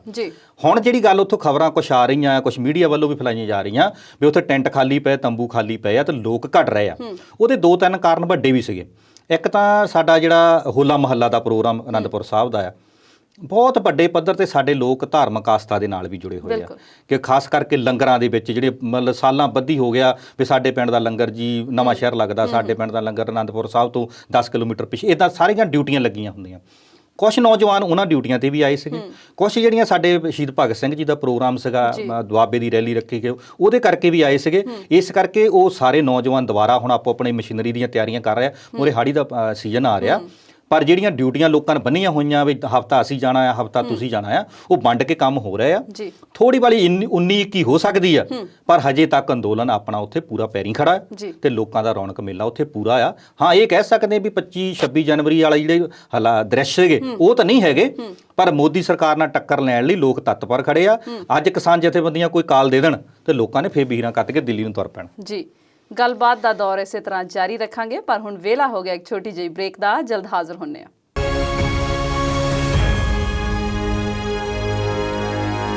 ਪ੍ਰੋਗਰਾਮ ਦੇ ਅਖੀਰਲੇ ਹਿੱਸੇ ਵਿੱਚ ਵਿਚਾਰ ਚਰਚਾ ਦੇਖ ਰਹੇ ਦਰਸ਼ਕਾਂ ਦਾ ਸਵਾਗਤ ਕਰਦੇ ਹਾਂ। ਬਿਲਗਾ ਸਾਹਿਬ, ਈਵੀਐਮ ਮਸ਼ੀਨ ਦੇ ਬੜੇ ਚਰਚੇ ਨੇ ਅੱਜ ਕੱਲ੍ਹ, ਕੀ ਗੱਲ ਹੈ ਜੀ? ਸਵਲੀਨ ਜੀ, ਸ਼ਾਇਦ ਹੀ ਕੋਈ ਇਸ ਵੇਲੇ ਕੋਈ ਖਬਰ, ਕੋਈ ਨਿਊਜ਼ ਇਸ ਤਰ੍ਹਾਂ ਦੀ ਹੋਵੇ ਜਿੱਥੇ ਈਵੀਐਮ ਦੇ ਗੱਲਾਂ ਬਾਤਾਂ ਨਾ ਕੀਤੀਆਂ ਜਾਣ। ਬਾਹਰਲੇ ਦੇਸ਼ਾਂ ਵਿੱਚ ਆਪਾਂ ਦੇਖਿਆ ਕਿ ਪਿਛਲੇ ਲੰਬੇ ਸਮੇਂ ਤੋਂ ਰਿਸਰਚ ਤੋਂ ਬਾਅਦ ਪਤਾ ਲੱਗਾ ਕਿ ਬੜੇ ਵਿਕਸਿਤ ਦੇਸ਼ਾਂ ਦੇ ਵਿੱਚ ਈਵੀਐਮ ਨੂੰ ਦੁਬਾਰਾ ਚਲਾ ਕੇ ਬੰਦ ਕਰ ਦਿੱਤਾ ਗਿਆ, ਕਿਉਂਕਿ ਇਹਦੀ ਭਰੋਸੇਯੋਗਤਾ ਦੇ ਉੱਤੇ ਹਮੇਸ਼ਾ ਹੀ ਸਵਾਲ ਉੱਠਦੇ ਰਹੇ ਆ। ਹੁਣ ਵੀ ਲੰਬੇ ਸਮੇਂ ਤੋਂ, ਖਾਸ ਕਰਕੇ ਜਦ ਦੀ ਬੀਜੇਪੀ ਸਰਕਾਰ ਆਈ ਆ, ਤੇ ਬੀਜੇਪੀ ਸਰਕਾਰ ਨੂੰ ਤਾਂ ਕਈ ਵਾਰੀ ਦੂਸਰੀਆਂ ਪਾਰਟੀਆਂ ਦੇ ਲੀਡਰ ਈਵੀਐਮ ਸਰਕਾਰ ਵੀ ਬੋਲਦੇ ਆ। ਬਹੁਤ ਵੱਡੀ ਭਰੋਸਗੀ ਹੈਗੀ ਇਸ ਵੇਲੇ ਲੋਕਾਂ ਦੇ ਵਿੱਚ ਵੀ ਹੈਗੀ ਆ, ਤੇ ਜਿਹੜੀਆਂ ਗੱਲਾਂ ਵੀ ਨਿਕਲ ਕੇ ਸਾਹਮਣੇ ਆਉਂਦੀਆਂ ਆ ਤੇ ਉਹ ਵੀ ਜਿਹੜੀਆਂ ਆ ਉਹ ਭਰੋਸਗੀ ਨੂੰ ਹੋਰ ਅੱਗੇ ਲੈ ਕੇ ਜਾਂਦੀਆਂ। ਤੇ ਇਹੀ ਤਰ੍ਹਾਂ ਦੇਖਦੇ ਆ ਕਿ ਹੁਣ 5 ਰਾਜਾਂ ਦੀਆਂ ਚੋਣਾਂ ਚੱਲ ਰਹੀਆਂ, ਵੱਖ-ਵੱਖ ਤਰ੍ਹਾਂ ਦੀਆਂ ਖਬਰਾਂ ਆਈਆਂ, ਜਿਸ ਤਰ੍ਹਾਂ ਇੱਕ ਬੂਥ ਪਾਰਟੀ ਤੋਂ ਲੈ ਕੇ ਨਿਕਲ ਰਹੇ ਆਪਣੇ ਸਟਰੋਂਗ ਰੂਮ ਵੱਲ ਨੂੰ, ਰਾਸਤੇ ਦੇ ਵਿੱਚ ਉਹਨਾਂ ਦੀ ਗੱਡੀ ਖਰਾਬ ਕਿੱਦਾਂ ਹੁੰਦੀ ਆ, ਉਹ ਕਿੱਦਾਂ ਦੁਬਾਰਾ MLA ਜਿਹੜਾ ਉੱਥੇ ਦਾ ਲੋਕਲ ਲੜ ਰਿਹਾ ਆ, ਉਹਦੇ ਭਰਾ, ਉਹਦੀ ਵਾਈਫ ਦੇ ਨਾਂ ਤੇ ਗੱਡੀ, ਉਹਦਾ ਭਰਾ ਗੱਡੀ ਚਲਾ ਰਿਹਾ, ਉਹਦੇ ਵਿੱਚ ਮਸ਼ੀਨ ਰੱਖ ਕੇ ਦੁਬਾਰਾ ਉੱਧਰ ਨੂੰ ਜਾਂਦੀ, ਲੋਕ ਫੜ ਲੈਂਦੇ ਆ। ਇੱਦਾਂ ਦੀਆਂ ਬਹੁਤ ਵੱਡੀਆਂ ਖਬਰਾਂ ਆਉਂਦੀਆਂ। ਹੁਣ ਵੀ ਇੱਕ ਵੱਡੀ ਖਬਰ ਅਸਾਮ ਦੀ ਨਿਕਲ ਕੇ ਆਈ ਆ ਕਿ ਜਿਸ ਤਰ੍ਹਾਂ ਦੀਮਾ ਹਸਾਓ ਜ਼ਿਲ੍ਹਾ ਉੱਥੇ ਦਾ ਤੇ ਹਫਲੌਂਗ ਬੂਥ ਆ, ਉਹਦੇ ਵਿੱਚ ਟੋਟਲ ਬੂਥ ਦੀਆਂ ਵੋਟਾਂ ਸੀਗੀਆਂ 90। ਜਦੋਂ ਉਹਦੀ ਗਿਣਤੀ ਕੀਤੀ ਗਈ ਸ਼ਾਮ ਨੂੰ ਕਿੰਨੀਆਂ ਵੋਟਾਂ ਪਈਆਂ ਆ, ਤੇ ਉਹਦੇ ਵਿੱਚ 171 ਵੋਟਾਂ ਦੀ ਗਿਣਤੀ ਆਈ ਆ। ਤੇ ਇਹ ਵੱਡੇ ਸ਼ੱਕ ਪੈਦਾ ਕਰਦੀਆਂ, ਕਿਉਂਕਿ ਤਕਨੀਕੀ ਵੀ ਕਿਤੇ ਹੋ ਸਕਦਾ, ਟੈਕਨੀਕਲ ਵੀ ਕਿਤੇ ਗਲਤੀ ਹੋ ਸਕਦੀ ਆ, ਪਰ 90 ਤਾਂ 171 ਵੋਟਾਂ ਦਾ ਫਰਕ ਬਹੁਤ ਆ। ਤੇ ਮਮਤਾ ਬੈਨਰਜੀ ਵੱਲੋਂ ਜਾਂ ਵੱਖ-ਵੱਖ ਸਟੇਟਾਂ ਦੇ ਵਿੱਚ ਹੋਰ ਵੀ ਸਾਰੇ ਜਿਹੜੇ ਲੀਡਰ ਇਸ ਵੇਲੇ ਬੀਜੇਪੀ ਦਾ ਮੁਕਾਬਲੇ ਤੇ ਇਲੈਕਸ਼ਨਾਂ ਲੜ ਰਹੇ ਆ, ਉਹ ਵੀ ਹਮੇਸ਼ਾ ਉਂਗਲੀ ਉਠਾਉਂਦੇ ਰਹੇ ਈਵੀਐਮ ਤੇ ਇਹ ਚਿੰਤਾ ਦਾ ਵਿਸ਼ਾ ਆ, ਕਿਉਂਕਿ ਲੋਕਾਂ ਨੇ ਆਪਣਾ ਵੋਟ ਦੇਣਾ ਆ ਇੱਕ ਪਾਰਟੀ ਨੂੰ, ਇੱਕ ਰਾਜਨੇਤਾ ਨੂੰ, ਇੱਕ MLA ਨੂੰ, ਇੱਕ MP ਨੂੰ। ਪਰ ਜੇਕਰ ਲੋਕਾਂ ਦੇ ਵੋਟ ਦੀ ਵੈਲਿਊ ਨਾ ਰਹੇ, ਇੱਕ ਬਟਨ ਦੀ ਵੈਲਿਊ ਰਹਿ ਗਈ, ਤੇ ਬਟਨ ਜਿਹੜਾ ਆ ਉਹ ਕਿਸੇ ਤਰ੍ਹਾਂ ਵੀ ਇਲੈਕਟ੍ਰੋਨਿਕ ਮਾਧਿਅਮ ਰਾਹੀਂ ਕੋਈ ਗੜਬੜੀ ਕਰ ਜਾਂਦਾ ਆ, ਫਿਰ ਲੋਕ ਰਾਜ ਤਾਂ ਹੋਇਆ ਨਹੀਂ, ਨਾ ਲੋਕਤੰਤਰ ਦਾ ਕੋਈ ਮੁੱਲ ਪਿਆ। ਬਿਲਕੁਲ ਸਾਹਿਬ, ਜਦੋਂ ਈਵੀਐਮ ਨੇ ਬੈਠੀ ਨੇ ਵੋਟਾਂ ਦੁੱਗਣੀਆਂ ਕਰਤੀਆਂ, ਤੇ ਫਿਰ ਸਰਕਾਰ ਨੇ ਕੀ ਕੀਤਾ? ਫਿਰ ਸਰਕਾਰ ਨੇ ਬਸ ਇਹ ਕੀਤਾ ਵੀ ਸਰਕਾਰ ਦੇ ਇਸ਼ਾਰੇ ਤੇ ਤੰਤਰ ਚੱਲ ਰਿਹਾ, ਸਰਕਾਰ ਦੇ ਰਿਮੋਟ ਤੇ ਈਵੀਐਮ ਚੱਲ ਰਹੀ ਆ, ਤੇ ਫਿਰ ਉਹ ਜਿਹੜੀ ਸਰਕਾਰ ਬਣ ਗਈ ਉਹ ਲੋਕਾਂ ਨੂੰ ਫਿਰ ਇਸ਼ਾਰੇ ਤੇ ਚਲਾਊਗੀ, ਫਿਰ ਉਂਗਲੀਆਂ ਤੇ ਨਚਾਊਗੀ। ਕਿਉਂਕਿ ਇਸ ਵੇਲੇ ਜਿੰਨਾ ਪਾਗਲਪਨ, ਜਿੰਨੀ ਇਸ ਵੇਲੇ ਬਹੁਤ ਵੱਡੇ ਪੱਧਰ ਤੇ ਹਫੜਾ ਤਫੜੀ ਬੀਜੇਪੀ ਦੇ ਵਿੱਚ ਮਚੀ ਹੋਈ ਆ ਵੀ ਅਸੀਂ ਪੱਛਮੀ ਬੰਗਾਲ ਜਿੱਤਣਾ, ਇਸ ਵੇਲੇ ਇਹ ਨਹੀਂ ਹੈਗਾ। ਜਿੰਨੀ ਆਪਾਂ ਕਹਿ ਸਕਦੇ ਸ਼ਾਇਦ ਤਾਂ 2019 ਦੇ ਵਿੱਚ ਉਹਨਾਂ ਨੇ ਪੂਰੇ ਫੈਡਰਲ ਗਵਰਨਮੈਂਟ ਜਿਹੜੀ ਸਾਡੀ ਸੈਂਟਰ ਸਰਕਾਰ ਆ ਉਹਨੂੰ ਜਿੱਤਣ ਲਈ ਜ਼ੋਰ ਨਹੀਂ ਉਹਨਾਂ ਲਾਇਆ, ਜਿੰਨਾ ਇਸ ਵੇਲੇ ਬੀਜੇਪੀ ਨੇ ਮਮਤਾ ਬੈਨਰਜੀ ਨੂੰ ਹਰਾਉਣ ਲਈ ਤੇ ਪੱਛਮੀ ਬੰਗਾਲ ਜਿੱਤਣ ਲਈ ਲਾਇਆ ਹੋਇਆ ਹੈ।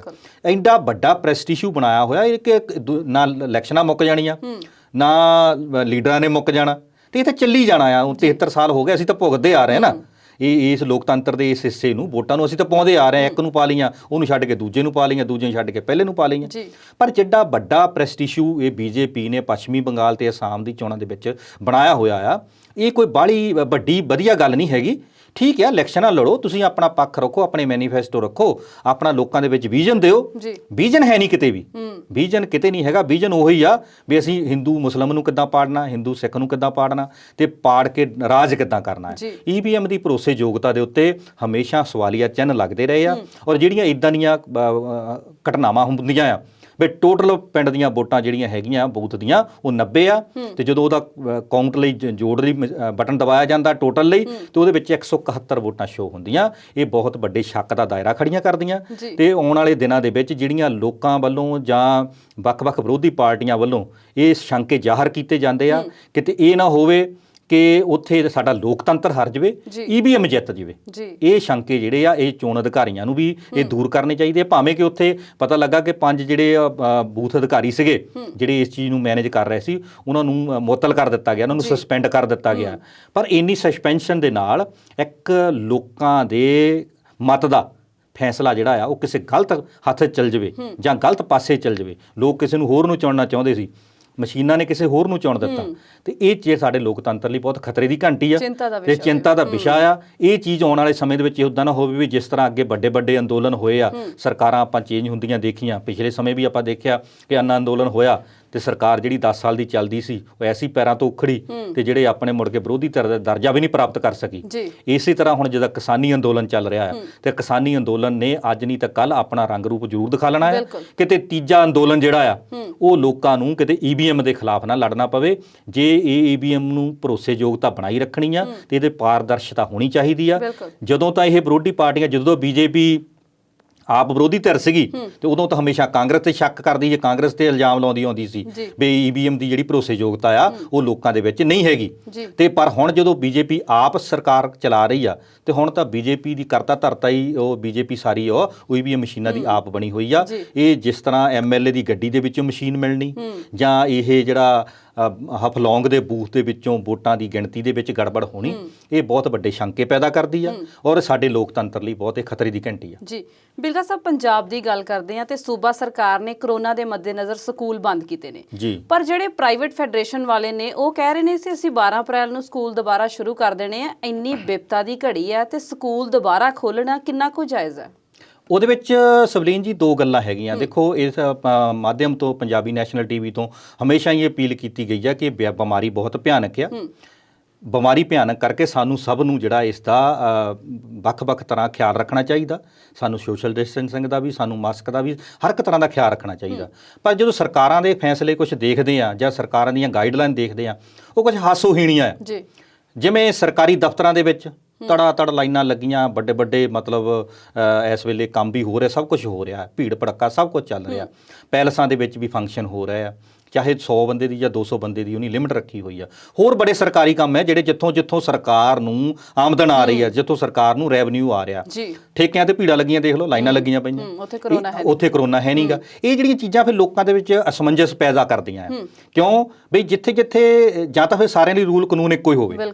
ਸਰਕਾਰ ਜਿਹਨਾਂ ਅਦਾਰਿਆਂ ਤੋਂ ਆਪਣਾ ਰੈਵਨਿਊ ਇਕੱਠਾ ਕਰਦੀ ਆ ਉੱਥੇ ਤਾਂ ਕੋਈ ਕਰੋਨਾ ਨਹੀਂ ਆਉਂਦਾ। ਸਰਕਾਰ ਜਿਨ੍ਹਾਂ ਦਫ਼ਤਰਾਂ ਦੇ ਵਿੱਚ ਆਪਣੇ ਕਰਮਚਾਰੀ ਮੁਲਾਜ਼ਮ ਬਿਠਾਲਦੀ ਆ ਉੱਥੇ ਕਰੋਨਾ ਨਹੀਂ ਆਉਂਦਾ। ਤੇ ਪ੍ਰਾਈਵੇਟ ਸਕੂਲਾਂ ਦੇ ਵਿੱਚ ਉਹ ਕਹਿੰਦੇ ਜੀ ਤੁਸੀਂ ਇਸ ਗਾਈਡਲਾਈਨ ਤੇ ਸਾਡੇ ਚੱਲੋ। ਇਹ ਹਾਸੋਹੀਣੀਆਂ ਗੱਲਾਂ ਦੇ ਵਿੱਚ ਲੋਕਾਂ ਦੇ ਵਿੱਚ ਜਿਹੜੀ ਆ ਬੇਭਰੋਸਗੀ ਹੁੰਦੀ ਆ। ਪਰ ਹੁਣ ਪ੍ਰਾਈਵੇਟ ਸਕੂਲਾਂ ਵਾਲਿਆਂ ਨੇ ਵੀ ਇਹੀ ਤਰਕ ਦਿੱਤਾ ਆ ਵੀ ਸਾਨੂੰ ਜਿਹੜਾ ਆ ਸਕੂਲ ਖੋਲ੍ਹਣ ਦੀ ਇਜਾਜ਼ਤ ਦਿੱਤੀ ਜਾਵੇ ਜਾਂ ਗਾਈਡਲਾਈਨ ਦਿੱਤੀਆਂ ਜਾਣ। ਉਹਦੇ ਵਿੱਚ ਇੱਕ ਇਹ ਵੀ ਦੇਖਿਆ ਜਾ ਰਿਹਾ ਕਿ ਨਵੀਆਂ ਕਲਾਸਾਂ ਇਸ ਵੇਲੇ ਸਟਾਰਟ ਹੋਣੀਆਂ। ਜਿੱਦਾਂ ਪਿਛਲੇ ਸਮੇਂ ਦੇ ਵਿੱਚ ਸਕੂਲ ਥੋੜ੍ਹੇ ਦਿਨ ਖੋਲ੍ਹੇ ਗਏ, ਪ੍ਰਾਈਵੇਟ ਸਕੂਲਾਂ ਨੇ ਮਿੰਟੋ ਮਿੰਟ ਹੀ ਜਿਹੜੀਆਂ ਫੀਸਾਂ ਉਹਨਾਂ ਦੀਆਂ ਬਕਾਇਆ ਰਹਿੰਦੀਆਂ ਸੀਗੀਆਂ ਉਹ ਮਾਪਿਆਂ ਨੂੰ, ਬੱਚਿਆਂ ਨੂੰ ਤੰਗ ਕਰ ਕਰਕੇ ਜਾਂ ਸੁਨੇਹੇ ਭੇਜ ਕੇ ਜਾਂ ਫੋਨ ਕਰ ਕਰਕੇ ਅਗਰਾ ਲਈਆਂ। ਹੁਣ ਨਵੇਂ ਸੈਸ਼ਨ ਸ਼ੁਰੂ ਹੋਣੇ ਆ, ਉਹਨਾਂ ਲਈ ਵੀ ਦੁਬਾਰਾ ਨਵੀਆਂ ਫੀਸਾਂ ਲੈਣੀਆਂ ਆ। ਚਾਹੇ ਤਾਂ ਇਹ ਪ੍ਰਾਈਵੇਟ ਅਦਾਰਿਆਂ ਨੂੰ ਇੱਕ ਚਿੰਤਾ ਵੱਡ ਖਾਂਦੀ ਆ ਵੀ ਅਸੀਂ ਆਪਣੇ ਮੁਲਾਜ਼ਮਾਂ ਨੂੰ ਤਨਖਾਹਾਂ ਕਿੱਥੋਂ ਦੇਣੀਆਂ ਜੇ ਸਾਡੇ ਅਦਾਰੇ ਨਹੀਂ ਚੱਲਦੇ ਤਾਂ। ਪਰ ਇਹ ਵੀ ਹੋ ਸਕਦਾ ਹੈ। ਪਰ ਆਪਾਂ ਦੇਖਦੇ ਕਿ ਪੰਜਾਬ ਸਰਕਾਰ ਨੇ ਜਿੱਦਾਂ ਗਾਈਡਲਾਈਨ ਜਾਰੀ ਕੀਤੀ ਆ, ਕਿਉਂਕਿ ਹੁਣ ਜਿਹੜਾ ਭਿਆਨਕ ਦੌਰ ਆ, ਪਿਛਲੇ ਸਾਲ ਜਦੋਂ ਮਾਰਚ 22 ਨੂੰ ਇਹ ਲੋਕਡਾਊਨ ਸ਼ੁਰੂ ਹੁੰਦਾ ਆ, ਜਦੋਂ ਇਸ ਬਿਮਾਰੀ ਦੀ ਭਾਰਤ ਵਿੱਚ ਆਮਦ ਹੁੰਦੀ ਆ, ਉਸ ਵੇਲੇ ਇਸ ਬਿਮਾਰੀ ਦਾ ਲੋਕਾਂ ਦੇ ਵਿੱਚ ਡਰ ਬਹੁਤ ਸੀ, ਬਿਮਾਰੀ ਘੱਟ ਸੀ। ਹੁਣ ਹਾਲਾਤ ਇਹ ਹੋਏ ਆ ਵੀ ਬਿਮਾਰੀ ਜ਼ਿਆਦੀ ਆ, ਮੌਤਾਂ ਜ਼ਿਆਦੀਆਂ ਹੋ ਰਹੀਆਂ ਆ ਤੇ ਲੋਕਾਂ ਦੇ ਵਿੱਚ ਜਿਹੜਾ ਡਰ ਆ ਉਹ ਘਟ ਗਿਆ। ਲੋਕ ਅਵੇਸਲੇ ਹੋ ਗਏ ਆ। ਹੁਣ ਅਸੀਂ ਡੰਡੇ ਦੇ ਡਰ ਤੋਂ ਹੀ ਮਾਸਕ ਲੈਂਦੇ ਆ ਤੇ ਡੰਡੇ ਦੇ ਡਰ ਤੋਂ ਹੀ ਮਾੜਾ ਮੋਟਾ ਜਿਹੜਾ ਕੋਈ ਦਿਖਾਵੇ ਦੇ ਤੌਰ ਤੇ ਅਸੀਂ ਪਰਹੇਜ਼ ਕਰਦੇ ਆ। ਅਸੀਂ ਆਪਣੇ ਜੀਵਨ ਸ਼ੈਲੀ ਦੇ ਵਿੱਚ 1 ਸਾਲ ਦੇ ਵਿੱਚ ਕਿਸੇ ਤਰ੍ਹਾਂ ਦੀ ਕੋਈ ਚੇਂਜ ਨਹੀਂ ਲਿਆ ਸਕੇ। ਹੁਣ ਜਿੰਨੇ ਵੱਡੇ ਪੱਧਰ ਤੇ ਰਿਪੋਰਟਾਂ ਆ ਰਹੀਆਂ ਆ ਕਿ ਮੌਤ ਦਰ ਜਿਹੜਾ ਬਹੁਤ ਵੱਡਾ ਵੱਧ ਗਿਆ ਇਸ ਵੇਲੇ, ਖਾਸ ਕਰਕੇ ਮਹਾਰਾਸ਼ਟਰ ਤੇ ਪੰਜਾਬ ਦੇ ਵਿੱਚ। ਇਹ ਮੌਤ ਦਰ ਨੇ ਲੋਕਾਂ ਦੇ ਵਿੱਚ ਜਿੰਨਾ ਡਰ ਪੈਦਾ ਕਰਨਾ ਚਾਹੀਦਾ ਸੀ ਉਹਨਾਂ ਹਜੇ ਤੱਕ ਹੋਇਆ ਨਹੀਂ। ਅਸੀਂ ਅਵੇਸਲੇ ਆ, ਸਾਨੂੰ ਇਹ ਗੱਲ ਸਮਝ ਲੈਣੀ ਚਾਹੀਦੀ ਆ। ਬਿਮਾਰੀ ਆਉਣ ਲੱਗਿਆ ਨਹੀਂ ਦੇਖਣਾ ਵੀ ਇਹ ਕੈਪਟਨ ਦੀ ਪਾਰਟੀ ਦਾ, ਇਹ ਬਾਦਲਾਂ ਦੀ ਪਾਰਟੀ ਦਾ, ਇਹ ਝਾੜੂ ਵਾਲੀ ਪਾਰਟੀ ਦਾ। ਇਹ ਸਾਨੂੰ ਮੰਨਣੀ ਚਾਹੀਦੀ ਆ ਗੱਲ ਬਈ ਸਾਨੂੰ ਇਸ ਗੱਲ ਤੇ ਆਮ ਲੋਕਾਂ ਨੂੰ ਪਰਹੇਜ਼ ਰੱਖਣਾ ਚਾਹੀਦਾ ਆ।